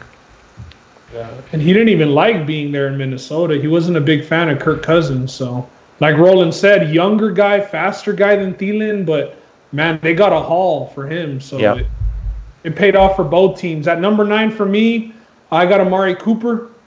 I would have him higher, but I just think that he's softer in the big games. We saw how he didn't finish that game against Philly. But, you know, he has all the talent. Former first-round pick, like we said, at a wide receiver factory, Alabama. He's got all the intangibles. I don't think that he runs as many routes as most people think. I think that he's mostly like a go route or comeback route for Cooper, but he's still in the top 10 regardless. My 9 is Evans, man. So Mike Evans, all right. Yeah. Nice. All right, number 10, Roland. My number 10, Ben touched on him, and I think he hit on 1 or 2 points that made me not put him as high on my list, is Amari Cooper. Dallas Cowboys guy, I watched him play a lot ever since he came to Dallas. The help that he's offered Dak in terms of a true target is undeniable. The offense has changed since he's gotten there. But as Ben alluded to also, he has fallen flat in some big spots, especially against primetime cornerbacks. That's one thing that I've kind of noticed, and it kind of jumps out at you. He played against Philly. We mentioned they had a pretty tough secondary. They got stronger over the offseason, but even last year they had a pretty tough secondary with Jalen Mills as their cornerback. Held Amari Cooper to 24 yards. Played against, I think it's the LA Rams. Got held to 19 yards, or that might be the wrong LA, but I know against Buffalo and against New England, teams who both have good corners, he kind of got shut down, especially against New England, got held to 0 catches. But the good thing is, again, like I mentioned and Justin mentioned, 1,900 yards and 14 touchdowns since he's been with Dallas. Production's undeniable, just needs to be a little bit more consistent towards the end. So Amari Cooper, number 10 for me. Ben, number 10. Yeah, Cooper's going to have some battles with Darius Slay. I know Slay had really good numbers against Amari Cooper as well, so that's going to be another division matchup. At number 10, man, I'm going to go against the grain, kind of like I did with my quarterbacks, and I'm going to put Christian McCaffrey as my number 10 wide receiver. We saw that he broke the record for receptions as running backs last year. I mean, he went for over 1,000 yards receiving. He went for over 100 receptions. That makes him a wide receiver. He lines up in the slot, out of the backfield. He gets it done everywhere. So at number 10, I'm going with Christian McCaffrey. All right, but for the sake of keeping it just receivers, who would be your number 10 if it wasn't Christian McCaffrey? Because when we do our running back list, that's a good reason to put him in your top 10. But he's also a receiver. I mean, I'd rather hear another receiver name. Just flatten it out with just receivers here. I'd go with, then I'm still going to go on an edge, and I'm going to say DK Metcalf at number 10. Okay. Interesting. That's very I interesting. actually like the fact that you picked McCaffrey, man. I like the McCaffrey pick. Justin made me switch it, guys. No. I like it because it makes sense, but I wanted to keep the list just pure wide receiver. Yeah, no, it makes for the sense. purpose of when we argue online and talk about it with people. It's fair. I just think McCaffrey, man, we're quick to label players. He's got everything, bro. He Athlete. He's a wide receiver, man. I mean, what do you guys label Taysom Hill? You know what I mean? What is that? He can play a little bit of everything. Yeah, athlete. So for my number 10, man, I'm just gonna put him in here because out of respect, I've seen this guy too many times. AJ Green, man. I mean, I know right now he's not a force to be reckoned with, but who knows with Joe Burrow coming out. But man, AJ Green has been a havoc for 10 years almost. I want to say, I don't know how long he's been in the league now, but it feels like forever. He's just been destroying my secondary, so I gotta go with AJ Green 10. And 3 guys that I got on the outside looking in on this list are Cooper Kupp, T.Y. Hilton, and Adam Thielen, man. Nice. I like that. All right. For my number 10, it's an NFC North guy, but it's not Devontae Adams. It's Kenny Golladay. Nice. Respect. I like Kenny Golladay. He was on my outside looking in. I had Kenny Golladay just right out there. All right. Well, that's our top 10 receiver list. I believe someone will post the Excel spreadsheet with it numbered, and we look forward to y'all's commentary on it to see what y'all think. Go ahead and hit us up on Twitter or even on Facebook, and give us your top 10. Let us know where we're right, where we're wrong. Let us know if Ben's right with McCaffrey being at 10. Yeah, because we're gonna post McCaffrey, not DK Metcalf. Okay. Yeah, I would rather do that, honestly. Yeah, that's fair. I just wanted think to hear McCaffrey's- the other I receiver. like McCaffrey. Yeah. All right, hey Diego, it was great having you on, man. It's a pleasure. Appreciate it. I want to say we all of us appreciate you looking at the podcast every week and putting your comments in. That's awesome, man. We do appreciate you. Yeah, man, definitely. I appreciate you guys having me. I love the podcast. Love what you guys do. Here to support you guys. Keep going, and man, I mean, I enjoy listening to it on the mornings. I'm excited when it comes out. So I'm excited to see this. That's dope, bro. And where can the people find you? What's your Twitter handle or your socials? My Twitter is at Diego F. Demarchi, DEMARCHI. And yeah, man, just shoot me a DM or whatever. I'm there. All right, man. Hey, good having you again, man. We appreciate you coming on. Appreciate it, bro. Yes, sir. Thanks, Diego. Love. All right, man. All right, well, that's it for us this week on We Talking About Sports. This is episode number 8. And it was good having Diego on, man. We appreciate you coming on. That was awesome of you. And y'all got anything else to say? Any other last words? Any last topics y'all want to bring up? I'll just say that we appreciate, still people joining the Pick'em contest, man. We had 2 new people join this week. Stuff's ramping up. A lot of fights are getting booked, and the UFC schedule is going to be busy. So we also have basketball ramping up. Football's right around the corner for football. We'll be having people come on and making, the weekly NFL picks as well with a podcast. So, yeah, I'm looking forward to everything, man. Episode 8 in the books, getting closer to number 10.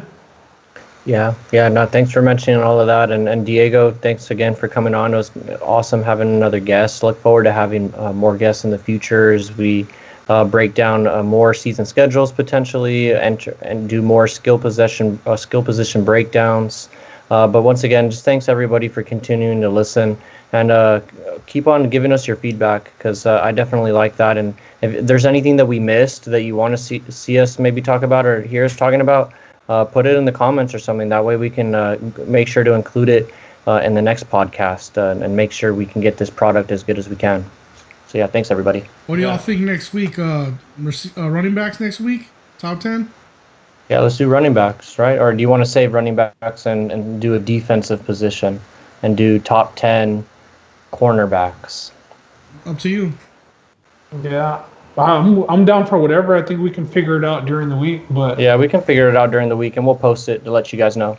The last thing I was gonna say was if there's any errors in the contest, Justin, we repeat everybody's scores every podcast.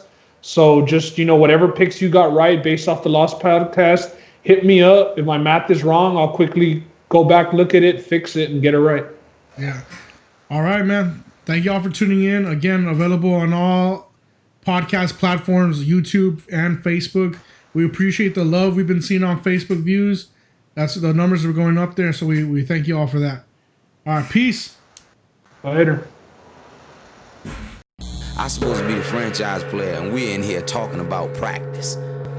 Listen, we talking about practice. Not a game. We talking about practice. Not a game. Me. Bam.